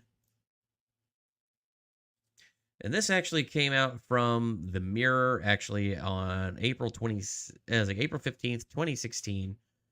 So this is an interview with the radar operators at the tower of RAF Woodbridge, who saw this thing up close because it appeared by their tower. Radar operators say UFO traveled 120 miles in 8 seconds in Britain's famed close encounter. Yes, that is wild. So, an astonishing first-person accounts from 2 witnesses of the actual phenomenon form part of a new documentary as seen in this intriguing trailer. And I do happen to have more than the trailer. I've got the full documentary because it's the phenomenon. 2 former radar operators have revealed how a UFO traveled 120 miles in less than 8 seconds during Britain's most famous close encounter. Ike Barker and Jim Carey have given their first in-depth interviews since the incident at RAF Bentwaters in Suffolk, hailed as the world's best documented case. They were on duty in the air traffic control tower when an unidentified target was tracked on radar during a spat of bizarre sightings in late December of 1980. Aha! So you see, the radar operators knew something was in the sky that night. But they didn't come forward with their story and actually talk about it until they were already well past retirement in 2016. Interesting that. Almost like they were told to not talk about something. All right. They were on duty in the air traffic control tower when the unidentified target was tracked on radar during a spate of bizarre sightings in December 1980. On 26 December, a small team of security police officers reported seeing a triangular-shaped craft land in Randelsham Forest outside the base. And 2 nights later, Deputy Base Commander Lieutenant Colonel Charles Halt and several other USAF personnel observed strange flashing lights moving through the woods. Ike Barker has given his first in-depth interview about the Randelsham incident. The military team watched in awe as the glowing object fired a laser beam of light on the ground near their feet before it flew away. Meanwhile, reports came in from over the radios that the UFO was firing beams into the weapons storage bunkers, which housed the biggest stockpile of nuclear missiles in Europe at the time. Halt, who made a recording of the incident on a pocket tape recorder, later filed an official report to the UK Ministry of Defense, dubbed the Halt Memo, giving details about the case, which was released under the U.S. Freedom of Information Act. And that's a picture of Colonel Halt in his younger years. Colonel Charles Halt reported a UFO incident to the UK Ministry of Defense. However, skeptics have debunked the sightings as satellites, meteors, or is it Orfordness Lighthouse a few miles away. I don't know about you, but last time I checked, lighthouses, they don't fly around, typically speaking. But speaking in a new documentary called UFOs and Nukes, The Secret Link revealed, the retired USAF air traffic controllers say the craft that they tracked was not man-made. So Jim Carrey said the UFO moved at phenomenal speeds. Ike Barker said it wasn't like any radar target I've ever seen. It was traveling at an extremely high rate of speed. It passed over the control tower and then it stopped. I've never seen anything like that maneuverability that happened on this object. It was orange in color and popped into my mind that somebody was flying a basketball out there. There were no lights around the center, but not like navigation lights. It was more like portholes, as if you were seeing the lights that were coming from inside coming out. It hovered momentarily, reversed course, and then went back out at a high rate of speed. Carey, a tech sergeant in the 2164th Communications Squadron, said the unknown target made a sharp angle right turn at a high speed before it left the area. He said it was just phenomenal to see it go that fast. I said that it can't be one of ours. No jet can make an immediate right-hand turn. The radar experts who did not report the sighting to their superiors over fears that it could ruin their careers are among more than 150 military witnesses that have reported UFO activity at nuclear weapons laboratories, test sites, storage depots, and missile sites since the 1940s. So the UFO is said to have shown a beam of light into the nuclear weapons storage bunker. The classified U.S. government and KGB documents from the former Soviet Union have also revealed how missile launch systems may have mysteriously malfunctioned, causing panic among military chiefs during the Cold War. American researcher Robert Hastings, who has produced a documentary and written a book on the ominous incidents, believes these incursions are a warning to humanity. A little bit of background there. Robert Hastings is actually a retired U.S. Army, I think U.S. Air Force launch control officer. So one of the guys who was standing at the control console of a Minuteman missile during the Cold War had one of these incidents happen to him and went on and later wrote a book about it, because it didn't just happen at his base. It happened at multiple bases across the United States. And as we found out later, after the fall of the Soviet Union, it happened at Soviet missile bases too, most notably in Ukraine. Almost seems a little foreshadowing, doesn't it?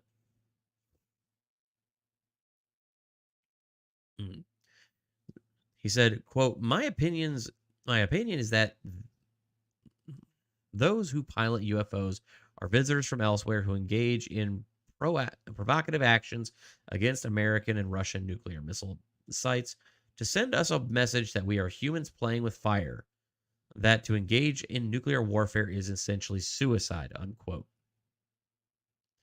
Retired UK police detective Gary Hesselstein, who now edits the UFO Truth Zine, said the testimony of the two radar operators should once and for all put to bed the ludicrous skeptical theories that the military personnel were confused by the Orpheus lighthouse.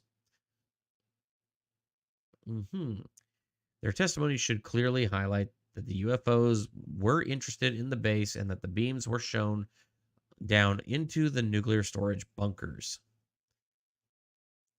Quote, every high school child, politician, university, college student should be shown this documentary. New evidence has come to light as Hillary Clinton's campaign manager, John Podesta, told CNN that the American people can handle the truth about UFOs.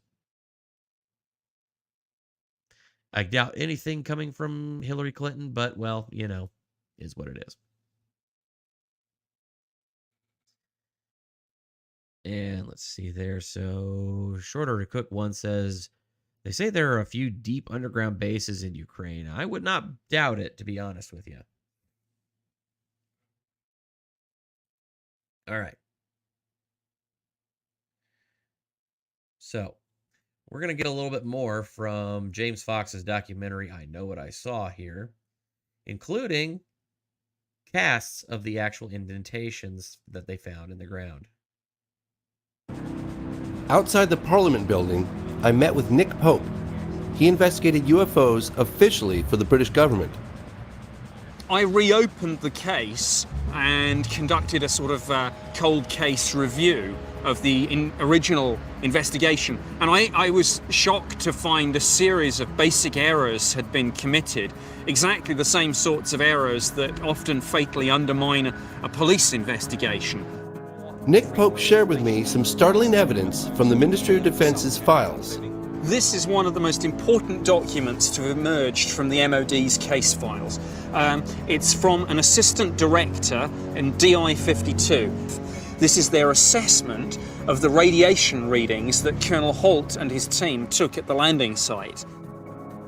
What we have here is a plaster cast of one of the 3 indentations, the object that Jim and the other 2 gentlemen approached. It's approximately 8 to 10 inches across and about 3 inches deep at the maximum point.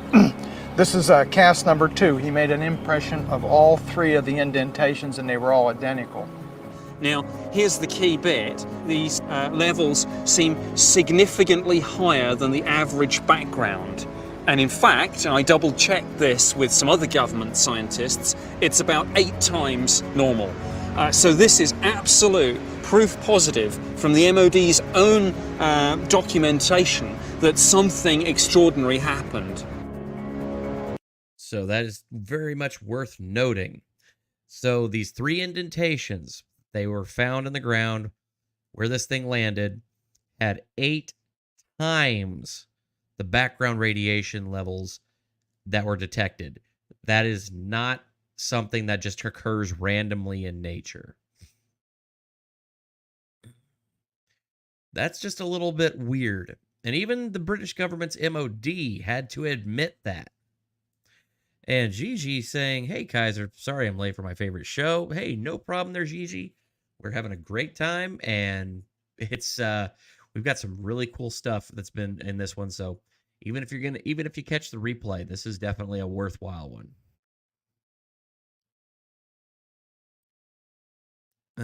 Shorter to Cook says, I wonder if they've done further radiation tests since.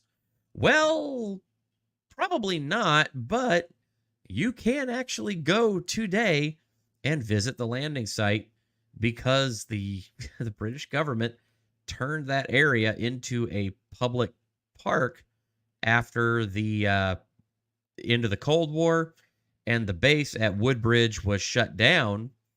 They closed it, and, well, they turned part of the area outside of that in Randelsham Forest into a park, a UFO trail, and they even now have a mock-up of the alleged UFO that Jim Penniston and his comrades saw that night.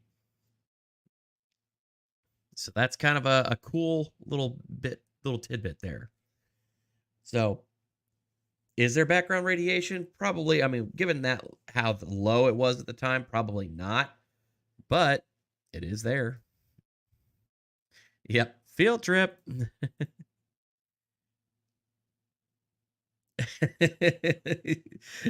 Gigi says, thank you. You're the only person who pronounces my name right.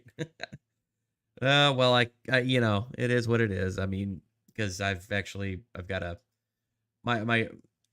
my grandma, which is my son's great grandma. He can't pronounce her name, so he just calls her Gigi. Yeah. I'm used to it.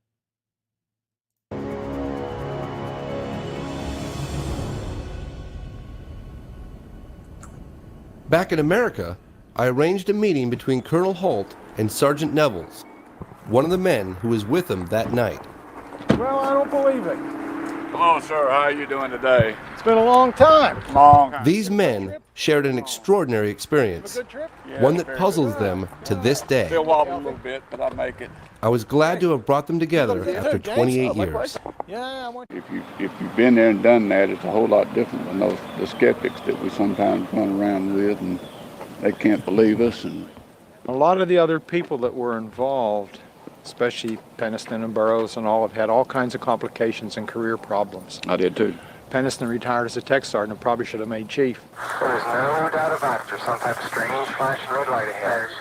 Step by step, Colonel Halt and Sergeant Nevels went over what happened that night. It's right on Haspet. It's coming this way. It is definitely coming this way. What was going on right there? It was approaching us. Yep. No way of calculating how fast it was going. It was just gone. The turns were 90-degree turns. They were just abrupt. Right, and there's no way that anything we had in technology then, and I don't believe the technology we have today, would allow anything that we saw to make the turns the way they turned. We met with General Gordon Williams, the wing commander of the entire base. He would neither confirm nor deny the incident. He did, however, tell us how he felt about a leaked memo written by Deputy Base Commander Colonel Charles Halt. That went under the door and I didn't see it. Now, did he have a motivation in doing that? Did he think that if he brought it into me, I would have stepped on it?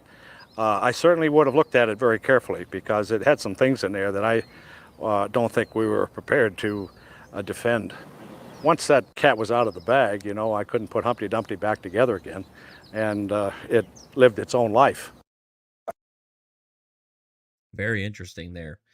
So even the sanitized version of events as were in that that memo, once it got out, they were like, maybe that shouldn't have got out. Kind of makes you wonder, I mean, if it's all a whole bunch of smoke and mirrors, why were they worried about it getting out?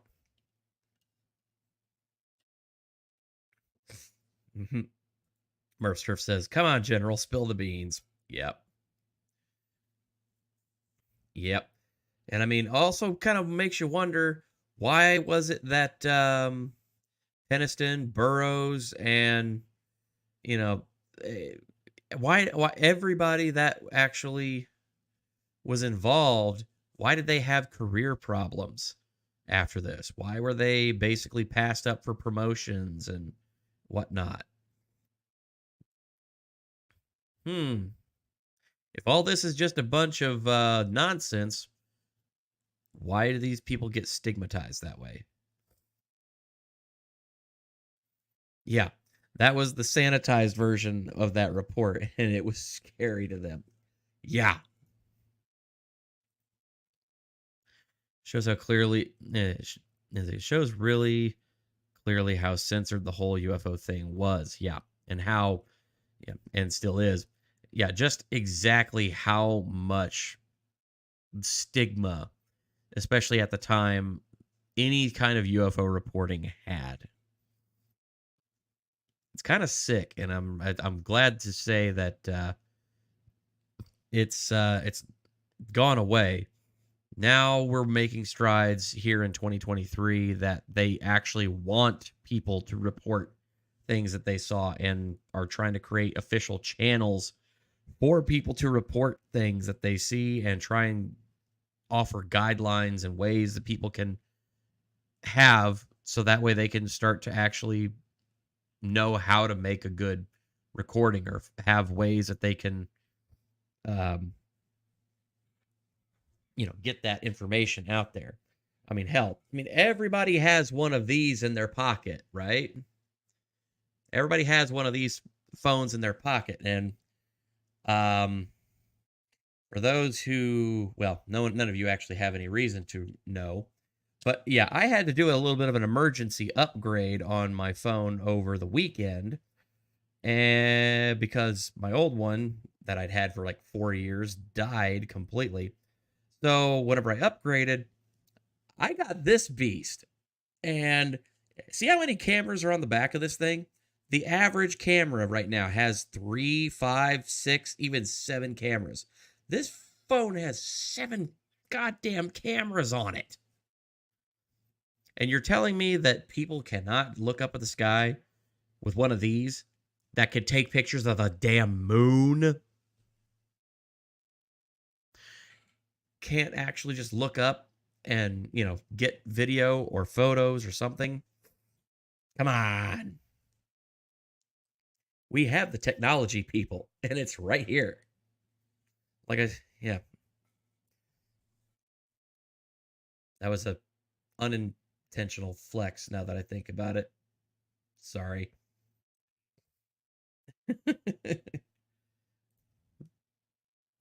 Kaiser, did you end up seeing my UFO video I sent you a while ago that was taken on an S10? Well, actually, funny enough, my old phone was an S10. Yeah. So I have it.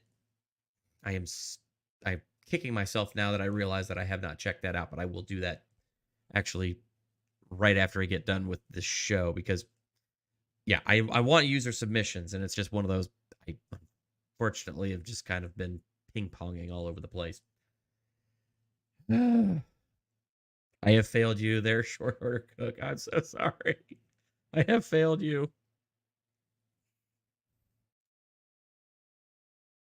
Anyway, so Gigi says, my goodness, 7 cameras, what the actual F? Yep, it's an Android. It's a Samsung S23 Ultra.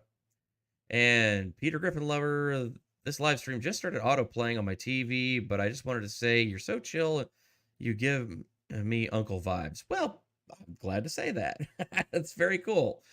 Say, thank you so much there. Say, hopefully, if that interests you and the content is fascinating, definitely go down there, hit that like button, and definitely hit that subscribe. And say, we got this show happens every Wednesday night, 9 p.m. Eastern. I do have another live stream where we talk movies, TV, pop culture on Thursdays at 9 p.m. Eastern. And yeah, it's a good time. We have a great time here. And then I also have if you're interested in movie and entertainment news, I do have my daily show where I actually have episodes and videos, usually about 10, 15-ish minutes. Actually, about 2 to 3 videos a day they come up periodically on my channel, usually between 8 a.m., noon, and 4 p.m. Eastern. So just kind of give you a little idea of my schedule. So glad that the YouTube algorithm decided to drop you here, because we're glad to have you. We have a good time. All right. Murphsturf says, Uncle Kaiser. Yeah, pretty much.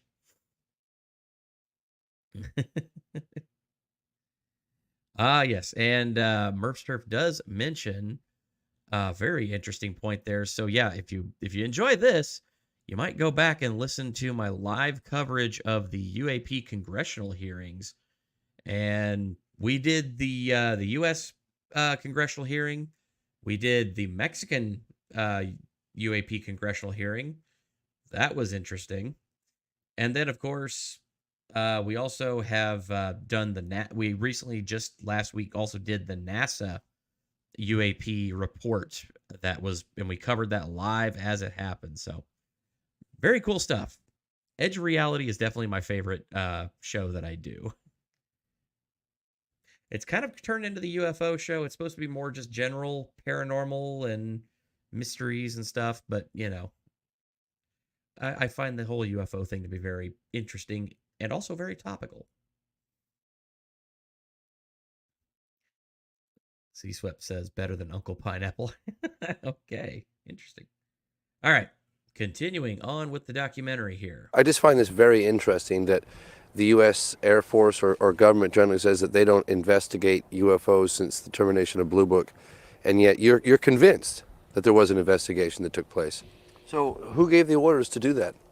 It certainly didn't come from anybody that was normally on the base other than the OSI. I didn't tell my wife. I didn't tell my daughter. I had a top secret clearance. And when I was told to shut up, I shut up.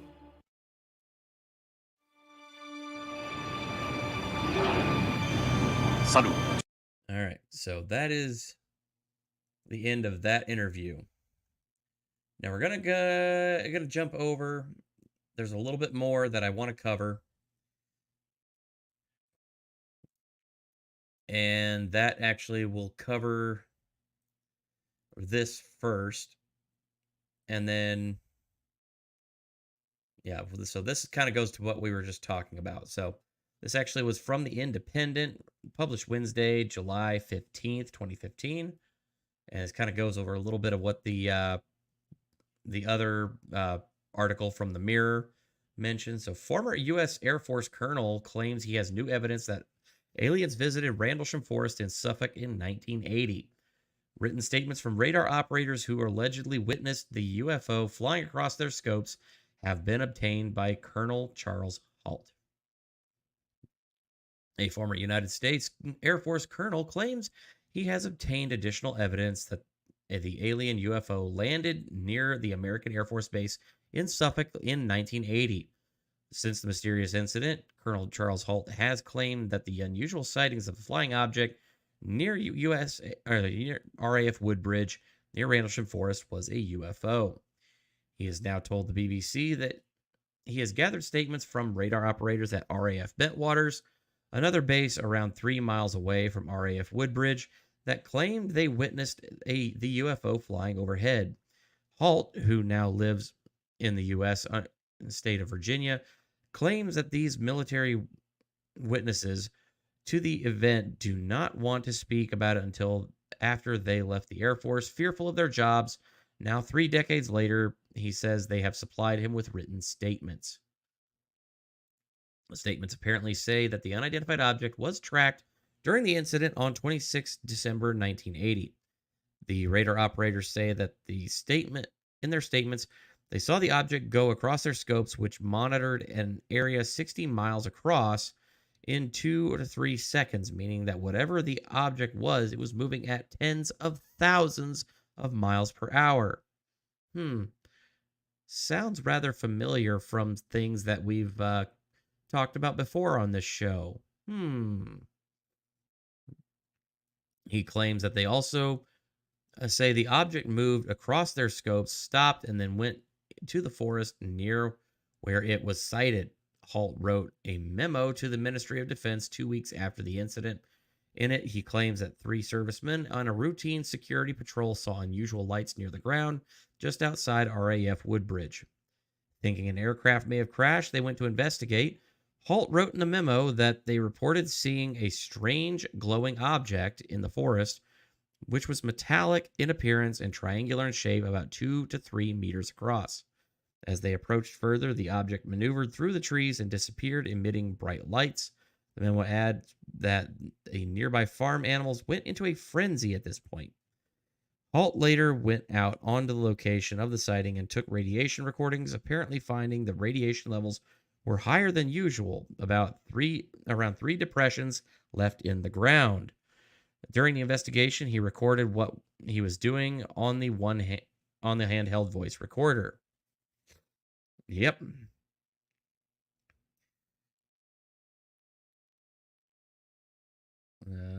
So by the way, those radiation readings, as we heard, were 8 times higher than the usual background radiation.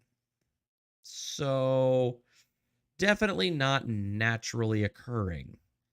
And hey, what's going on, Isabel? OMG, triangle UFOs.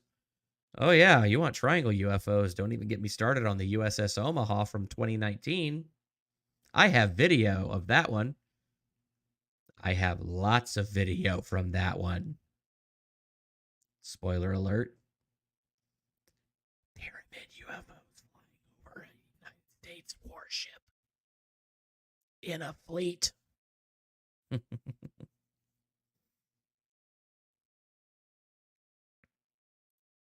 Oh, really? Say the UFO I've seen is triangle. Ooh. I definitely need to pick your brain on that one. Oh, I want to hear that story. Wouldn't happen to be the Phoenix Lights, because that's coming up in a future episode. Little teaser for you. The Phoenix Lights. 1997. The apparent evidence for the sighting and the fact that the details of it were recorded at the time by military officials has made it a favorite case for UFO hunters. He believes that there has been an effort by the British and American security services to cover up the incident and play down its significance. Suffolk police were called shortly after the incident and put the strange sighting down to lights coming from the air base and a nearby lighthouse. Now, this apparent additional evidence that cites radar evidence coming from servicemen working at a different base will only strengthen its belief that the Randelsham Forest incident was a genuine alien sighting. Interesting. 3 lights on each tip, one bigger.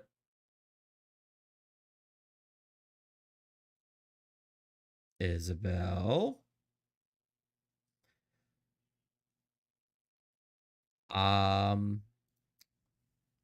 I think I know what you're talking about.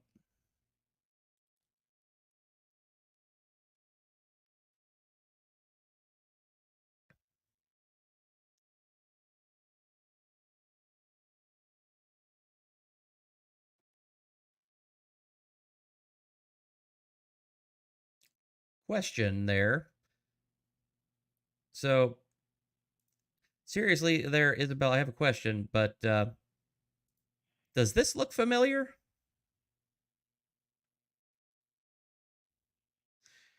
Say, lasted about like a second. Me and my friend couldn't hear each other talking anymore because we were like, wait, what the F? So we looked up, and both of us look at each other like, holy fuck, and we both began to back up. Oh, geez. And it was gone with a sound of like thunder. Yep. Huh. Interesting. Because that photo that you're seeing right here was taken in Belgium. Yeah, between 1989 and 1990, over 5 months, about 13,500 people claim that they have witnessed a large, silent, low-flying black triangles. Over 2,600 people filed written statements. This is in Belgium.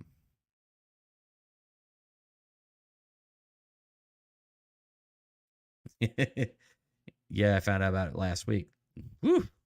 Yikes. The sound part is what's interesting to me, because everything I've ever heard or seen about these craft is that they're apparently silent. So the sound is interesting. That's a bit of an odd artifact that I would definitely love to look into. OMG, I have chills on my arms and back. Ooh. Sorry if that brought back some unpleasant memories there. Let me go ahead and get that off the screen for you. Sorry about that. But yeah, there is actually, looks like there is actually a book on that one. It's Triangular UFOs, an estimate of situation.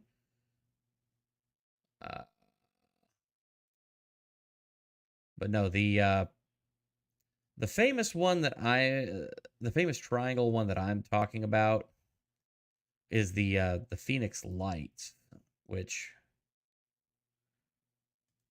if I can find a decent picture of it.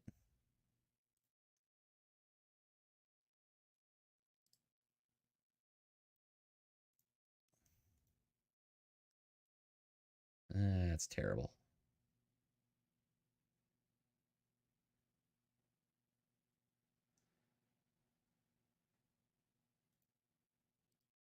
There we go. That's a little bit better.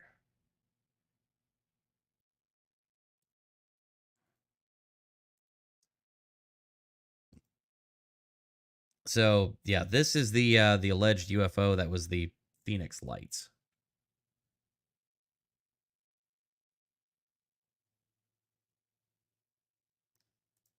Huh. Interesting.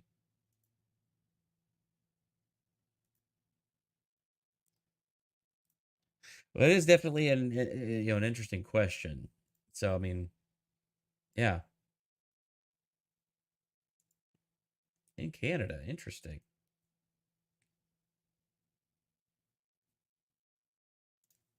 Huh, that's cool.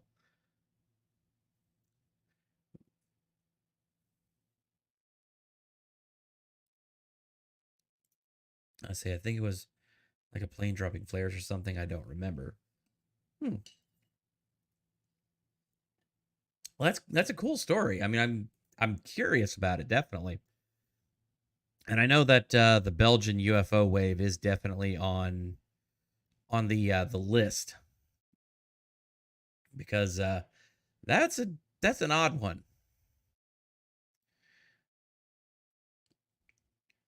So let's see there. All right, so we're gonna get back to this. We're gonna try and close this out here fairly soon. So there is a little bit more of a documentary. So this is actually from James Fox's other documentary, The Phenomenon, from 2020. And this is a little excerpt we're going to watch about nuclear missile bases and UFOs, apparently.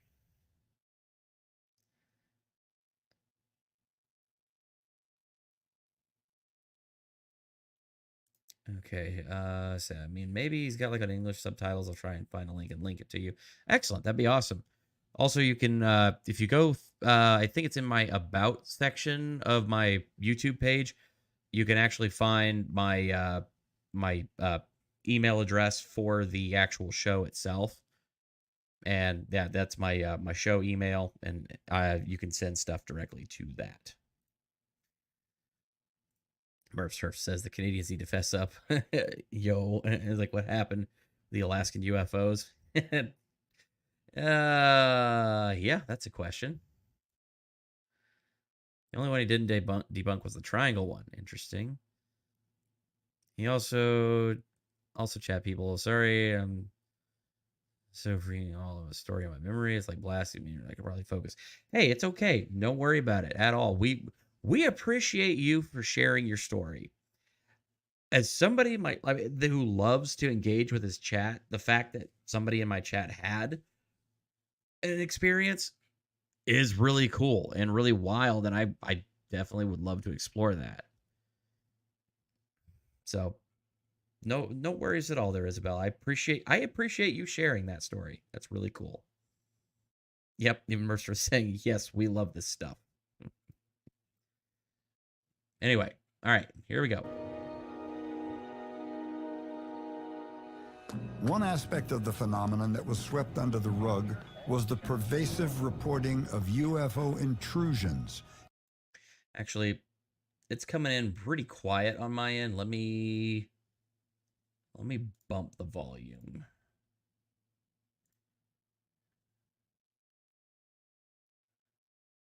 There we go. Might be a little bit muffled, but here we go. At the world's most sensitive military facilities. Details did not come to light until decades later at the National Press Club in Washington, D.C. Declassified U.S. government documents and witness testimony from former or retired U.S. military personnel confirm beyond any doubt the reality of ongoing UFO incursions at nuclear weapons sites. What you have heard here today is evidence of a phenomenon. It sounds fantastic, and it is fantastic. In 1967, I was a missile launch officer stationed at Malmstrom Air Force Base, Montana. Malmstrom was America's first line of nuclear defense. Its silos packed with Minutemen missiles, each one nearly 100 times more powerful than the bomb that devastated Hiroshima. Launch officers could, within minutes of confirmation, send their birds arcing 6,000 miles to incinerate key Soviet cities, triggering a war that would end our civilization.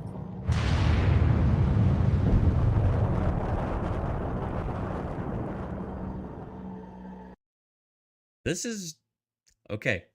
Should be noted. This is serious stuff.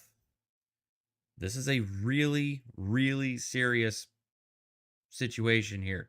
You've got these things appearing in the skies above our nuclear missile bases.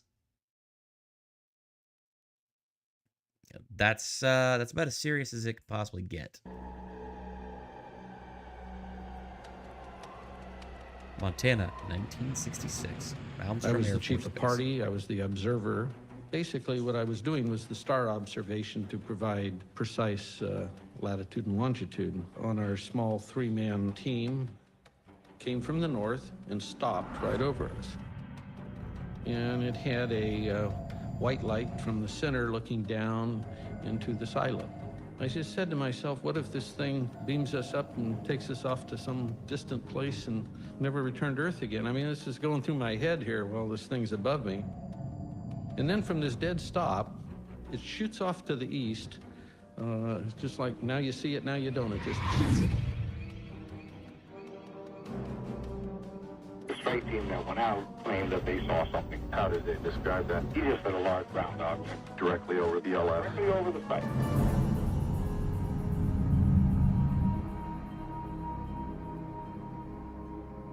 Lieutenant Salas was stationed in his underground launch control capsule when he received a frantic call from one of his topside guards. So, yeah, something is going on there. Gigi also mentions, I've seen that base from the fence when I lived in Montana. Friends told me it was a mistake base, but I didn't believe them. Yep, Malmstrom was a functioning nuclear missile and site, and also one of our first responder locations. And Gigi says that was in the 80s. Yep, I could believe it. I mean, apparently, from what I'm understanding, I think Malmstrom actually might still be in use. The facility's probably been upgraded since then, but you know. From one of his topside guards. Screaming into the phone saying they're looking a red glowing object hovering just above our front gate. Our missiles began going into what's called a no-go condition or unlaunchable. Essentially, they were disabled. In fact, 10 missiles began going offline in a matter of seconds, one after the other. Personally, I'm never aware of any 2 missiles going down at the same time, let alone 10. I was a top secret control officer, and I passed out nuclear launch authenticators. I can clearly recall a message coming through my communications center, which basically said that a UFO did in fact shut down several missile silos in Montana.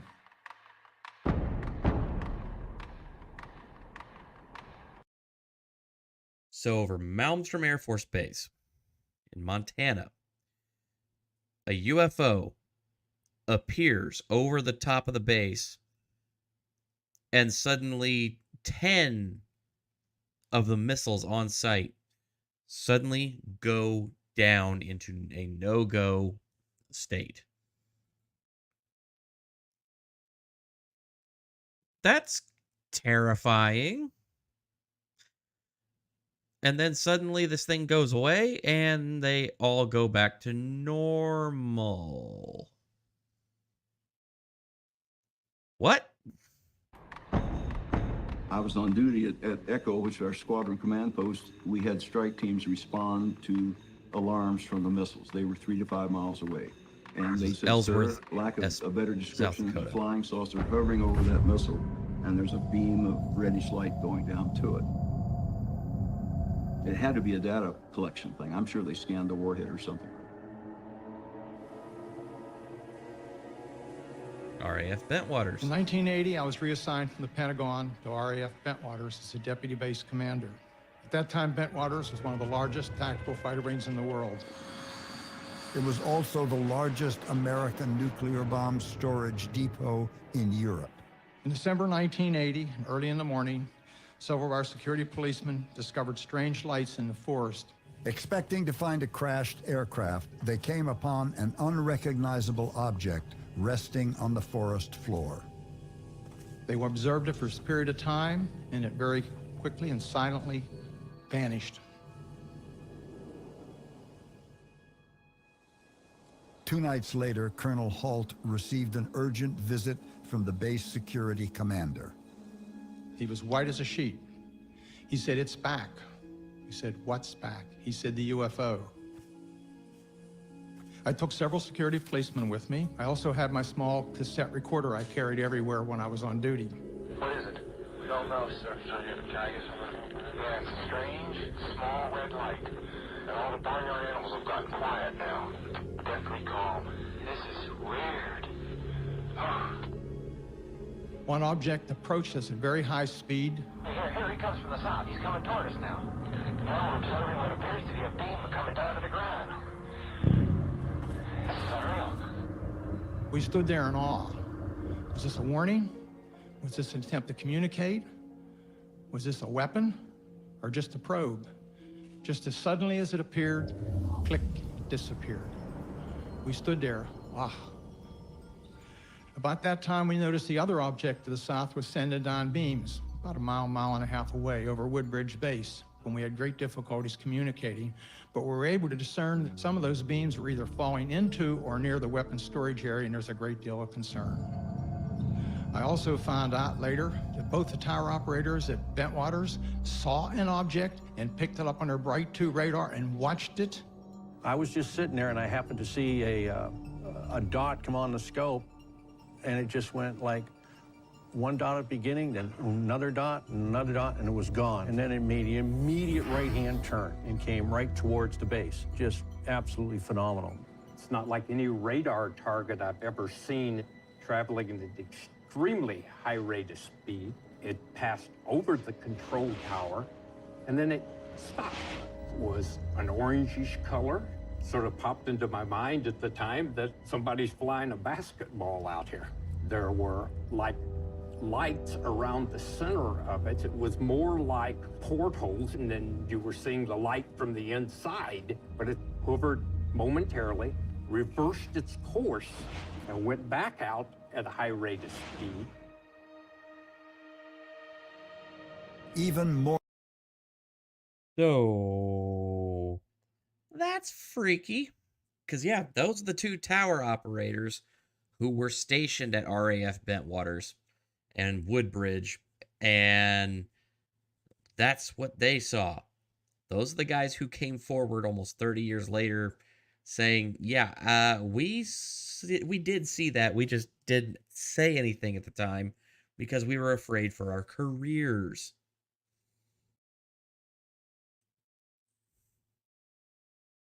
Huh. Funny about that.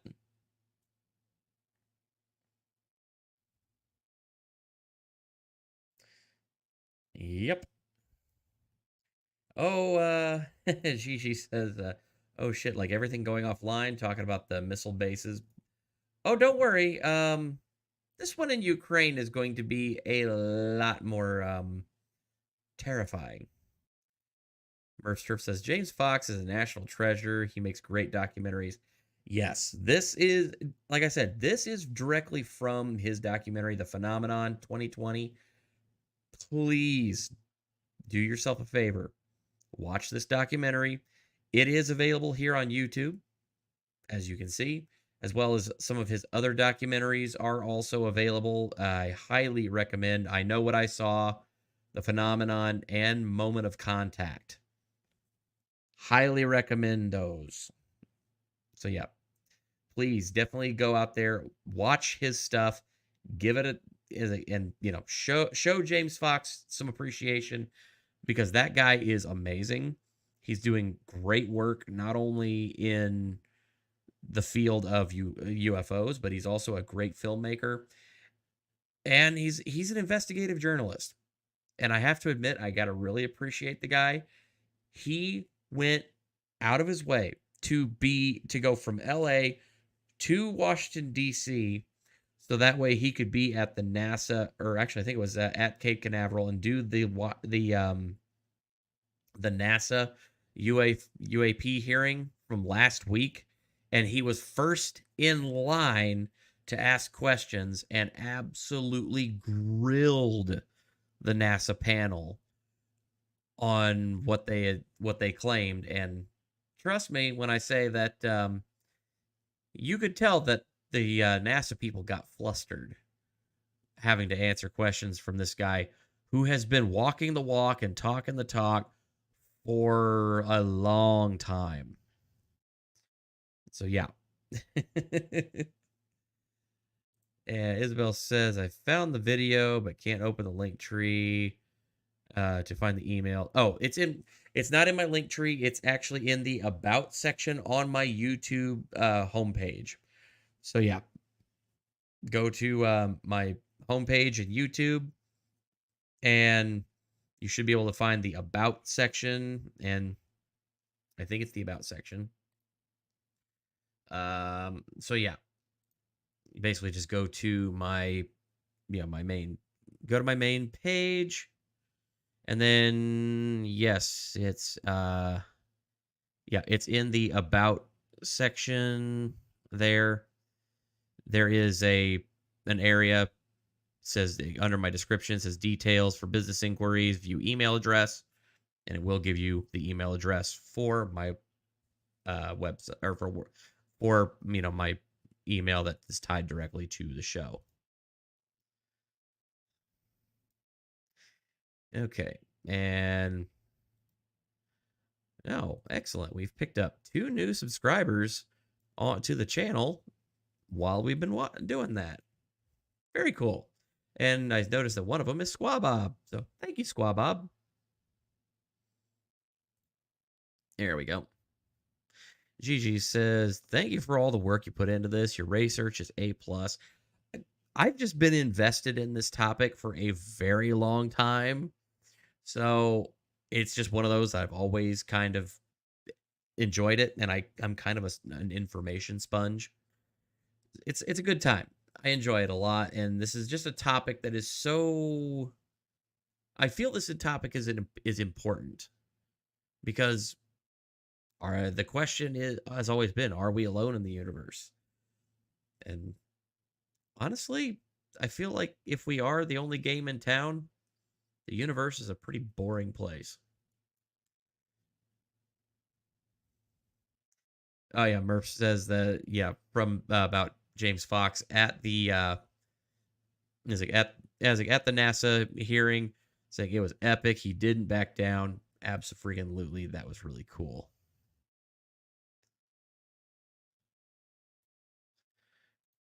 Excellent. Thank you there, Isabel. I will go ahead and take a look at that.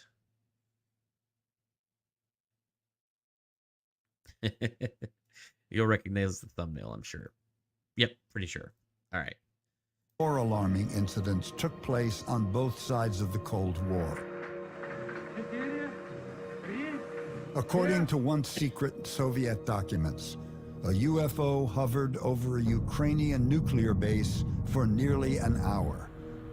Inexplicably, several missiles suddenly switched to full combat readiness and began a launch sequence without any authentication codes. After 15 heart-stopping seconds, the countdown to a potential Armageddon ceased as abruptly as it had started. As this object passed over the missile site, we would start getting erratic indications on that missile. The bad thing was we also got a launch indicator. Does that mean that the launch sequence has been triggered? That means that the missile has received a launch signal. The countdown had to be manually aborted. We have UFOs in the air. These witnesses are some of the most highly vetted military officers in charge of the world's most devastating armaments. If what they're reporting is accurate, then the pattern is hard to avoid. UFOs have been making incursions into top security nuclear facilities decade after decade. To me, it's pretty clear. This is just, we're shining a light on this, we're pointing it out. What are you people doing with nuclear weapons?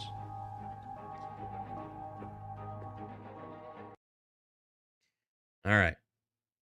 That is all that we've got on that particular part of the topic. So there is a lot more to that documentary, and I highly recommend you go and check it out. And as a matter of fact, so that brings us at this point in the evening to our conclusion.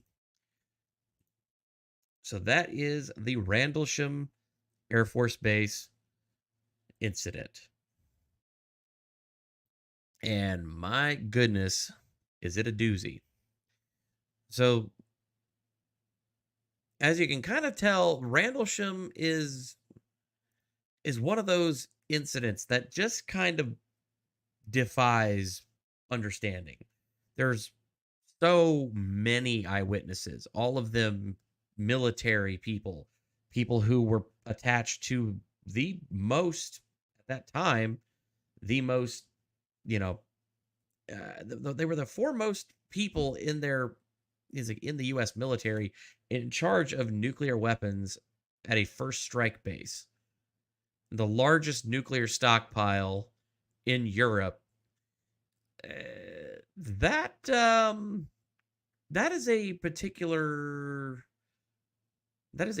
situation and a particular group of people that you do a lot to vet people before you go in there. So you're not getting the crazy ones. So the fact that you have not only all these very credible, very, very reluctant to come forward with their stories eyewitnesses, and then you have Colonel Halt, who was the base commander, who literally was like, I can't explain this. I'm doing the best that I can, giving you all the information I've got. He had people gather samples, run tests, got physical evidence from the site, and then had his recorder going as this thing was going, and actually seeing what happened, recording it all, because he knew that this was going to be important. So, yeah, it's no secret there that this is definitely one of the most widely known, widely reported, and really, in all honesty, one of the most compelling UFO cases in modern history. The craziest part about it is it really, in the grand scheme of things, was not that long ago. And I mean, look, I know 40 plus years is 40 plus years, but again, in the grand scheme of things, that's a blink of an eye. We have a long history in this country of UFO reporting, UFO incidents going back to World War II and even further beyond in human history. And the fact that these are being seen with evidence by people of sound mind and judgment, people that don't change their stories, people that in many cases suffer stigma attached to their careers, even if they don't really bother to talk about it that much. It's very strange. And it's definitely one of those cases that is very much needs to be investigated here on the edge of reality. So, folks, I do not have a topic specifically picked out for next week, but I will definitely see what I can do to try and get you guys up to date on that one. See if I can find a topic for the next one. We have so many to choose from. And the thing is, I've got a list of a bunch of cases and different things we can look into, and not even any that are actually, again, so many that aren't even actually, UFO related. And, oh, we're getting a raid, and we're literally getting ready to close it down. Okay. Oops. We can keep it going for a little bit longer, but yeah. Well, I do need to do videos for tomorrow and whatnot, so yeah, we'll probably see if we can send people over another direction while I'm thinking about it. Let me see who's even on right now.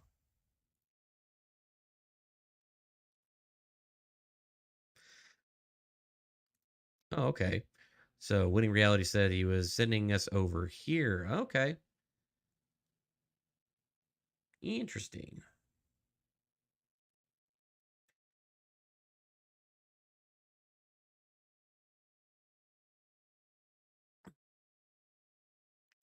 So yeah, let's see.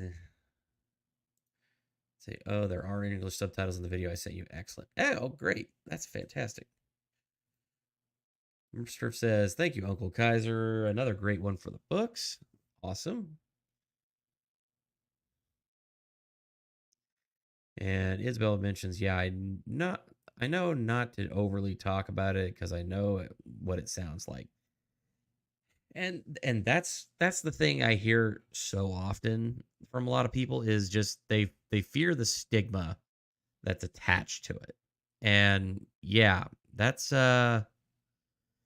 always the toughest part is that's always been the thing. It's always been the stigma.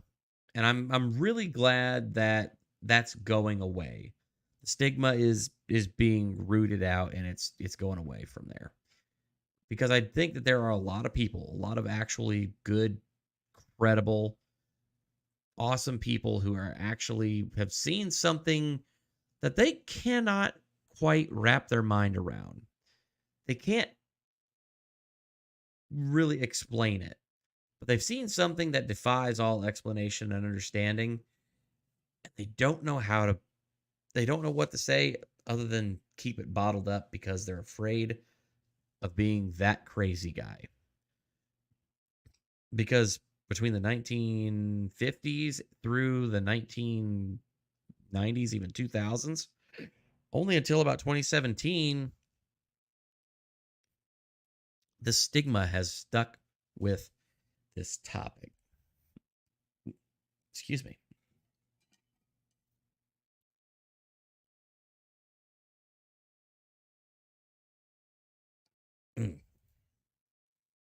Caitlin W saying, hey, we're here from Winning Reality Stream. Awesome. Fantastic there.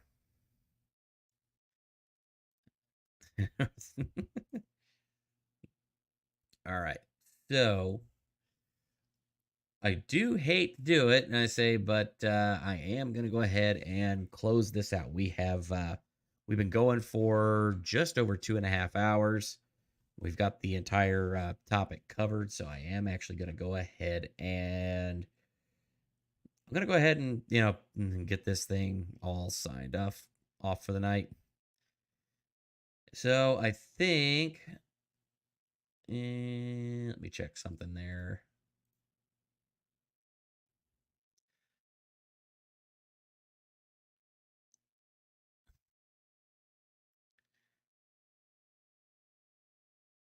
Oh. All right. So I was checking on something over there. Looks like winning is still going, actually. So, I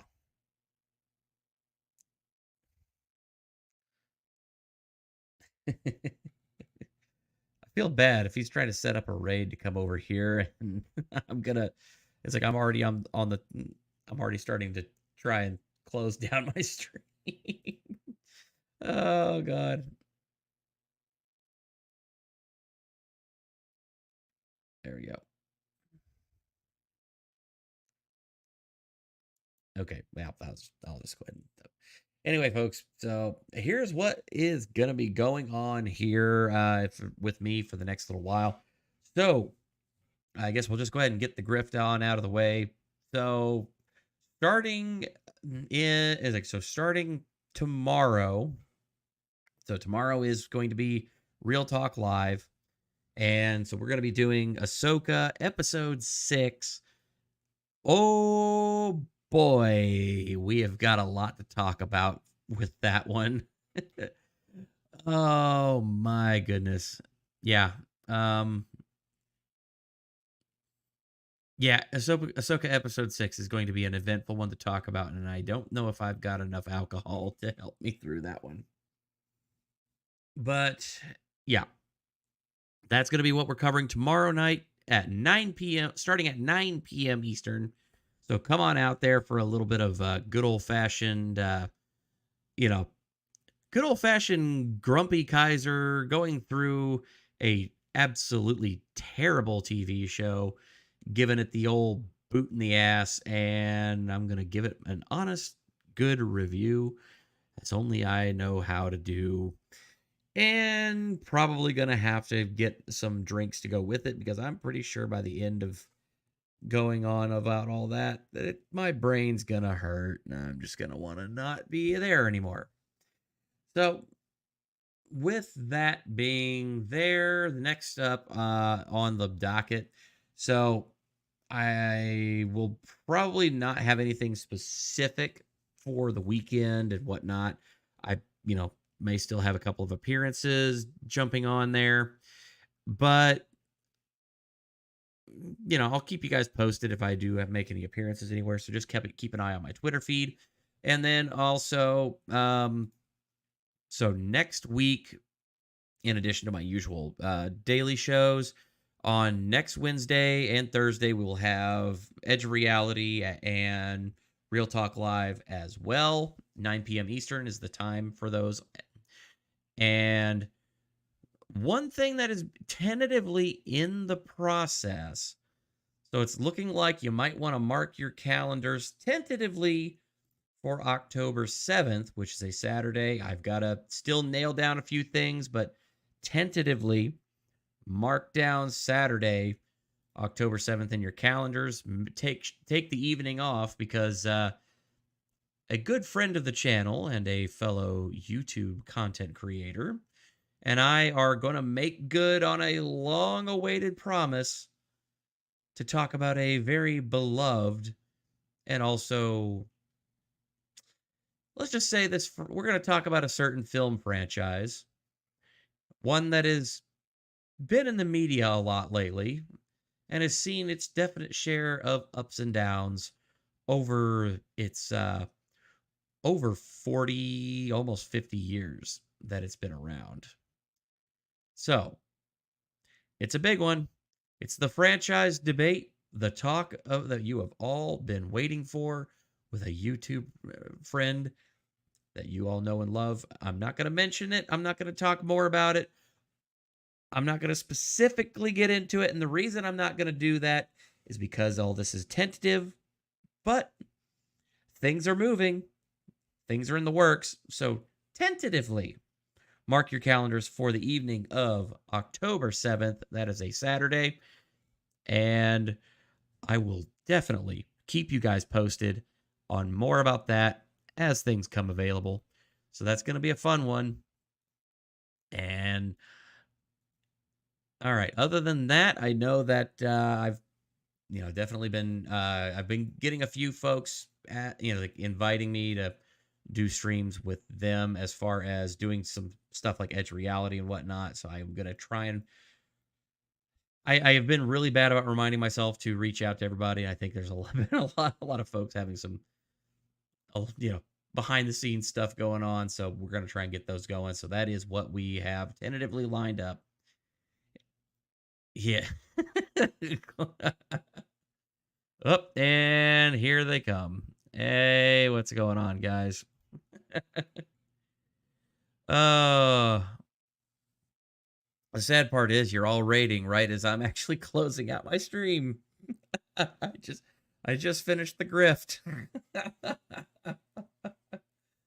Oh my goodness. So what's going on? Talking trash and truths. How you doing? Yep. There's everybody. Caitlin, Valhammer. What reality am I in? You're in the wrong one, to be honest. I mean that in the best way possible. There we go. Yep, the views still count. Oh my goodness. So let me go ahead and see. Since I'm closing my stream out, let me see if there's anybody else that's actually streaming right now. See if there's anybody that that I could send you guys over to. And right now, the only two people I'm seeing that are really streaming right now, other than me, would be Good Logic and Camelot. Say, anybody else got any? If anybody else has any suggestions, feel free to throw them in the chat, or let me know which one you guys would rather go raid to, if I can figure that out because I've never actually had to do a raid before. Let me see if that works.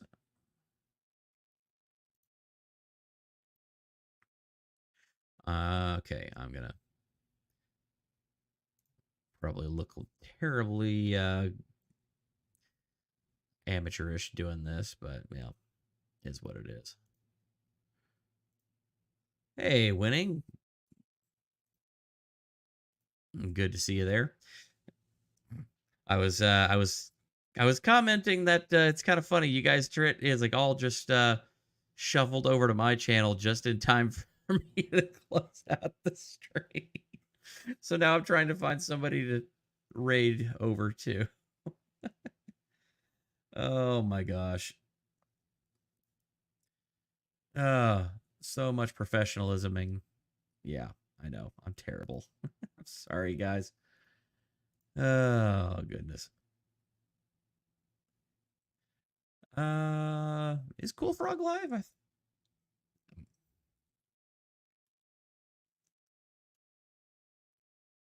Oh, yeah, it appears that Cool Frog is live.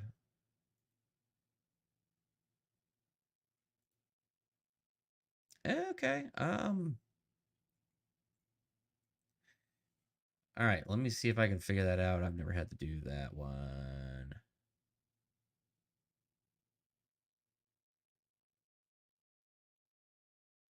Okay.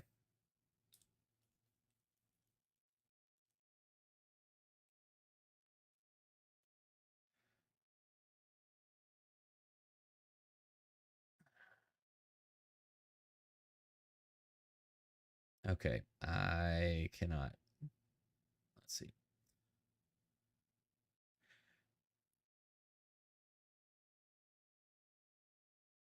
All right, I'm not apparently able to.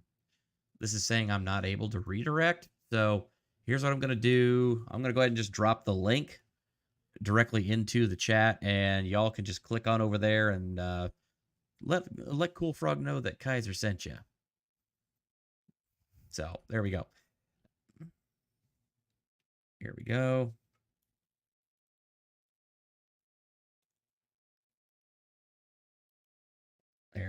There. So there's a link to Cool Frog stream. Feel free to all go ahead and go over there and let Cool Frog know that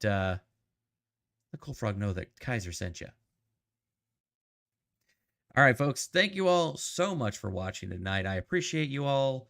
Thank you for coming out, hanging out, being a part of the Pineapple crew, and thank you to all of you out there for your super chats, your gifted memberships. Thank you all so much for helping grow the channel.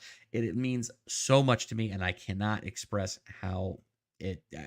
I honestly cannot express how much I appreciate this. So, everybody, thank you all so much. I will see you all next week on Wednesday for The Edge of Reality. But until then, I will see you all tomorrow night for Real Talk Live, starting at 9 p.m. Eastern, Ahsoka Episode 6. That is going to be a doozy. So come watch me get plastered while I discuss absolutely ass Star Wars. All right, folks. Have a good night. Peace. You ever wonder why we're here? You ever notice that the information that we're being fed doesn't always add up to the truth? Do you ever look out your window at night when the rain's falling down? You ever look down the street and wonder what is going on around you?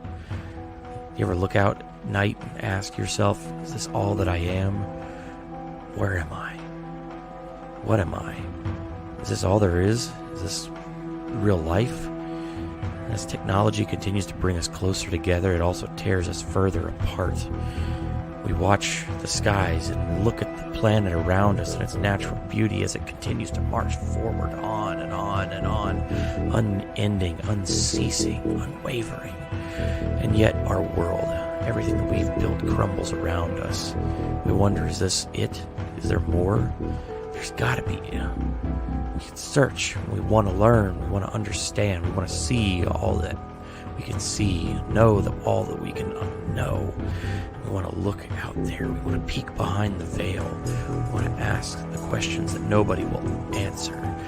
We want to light those fires, the sparks that ignite a curiosity in us. And we ask ourselves, what is out beyond all of that? Beyond the edge of reality?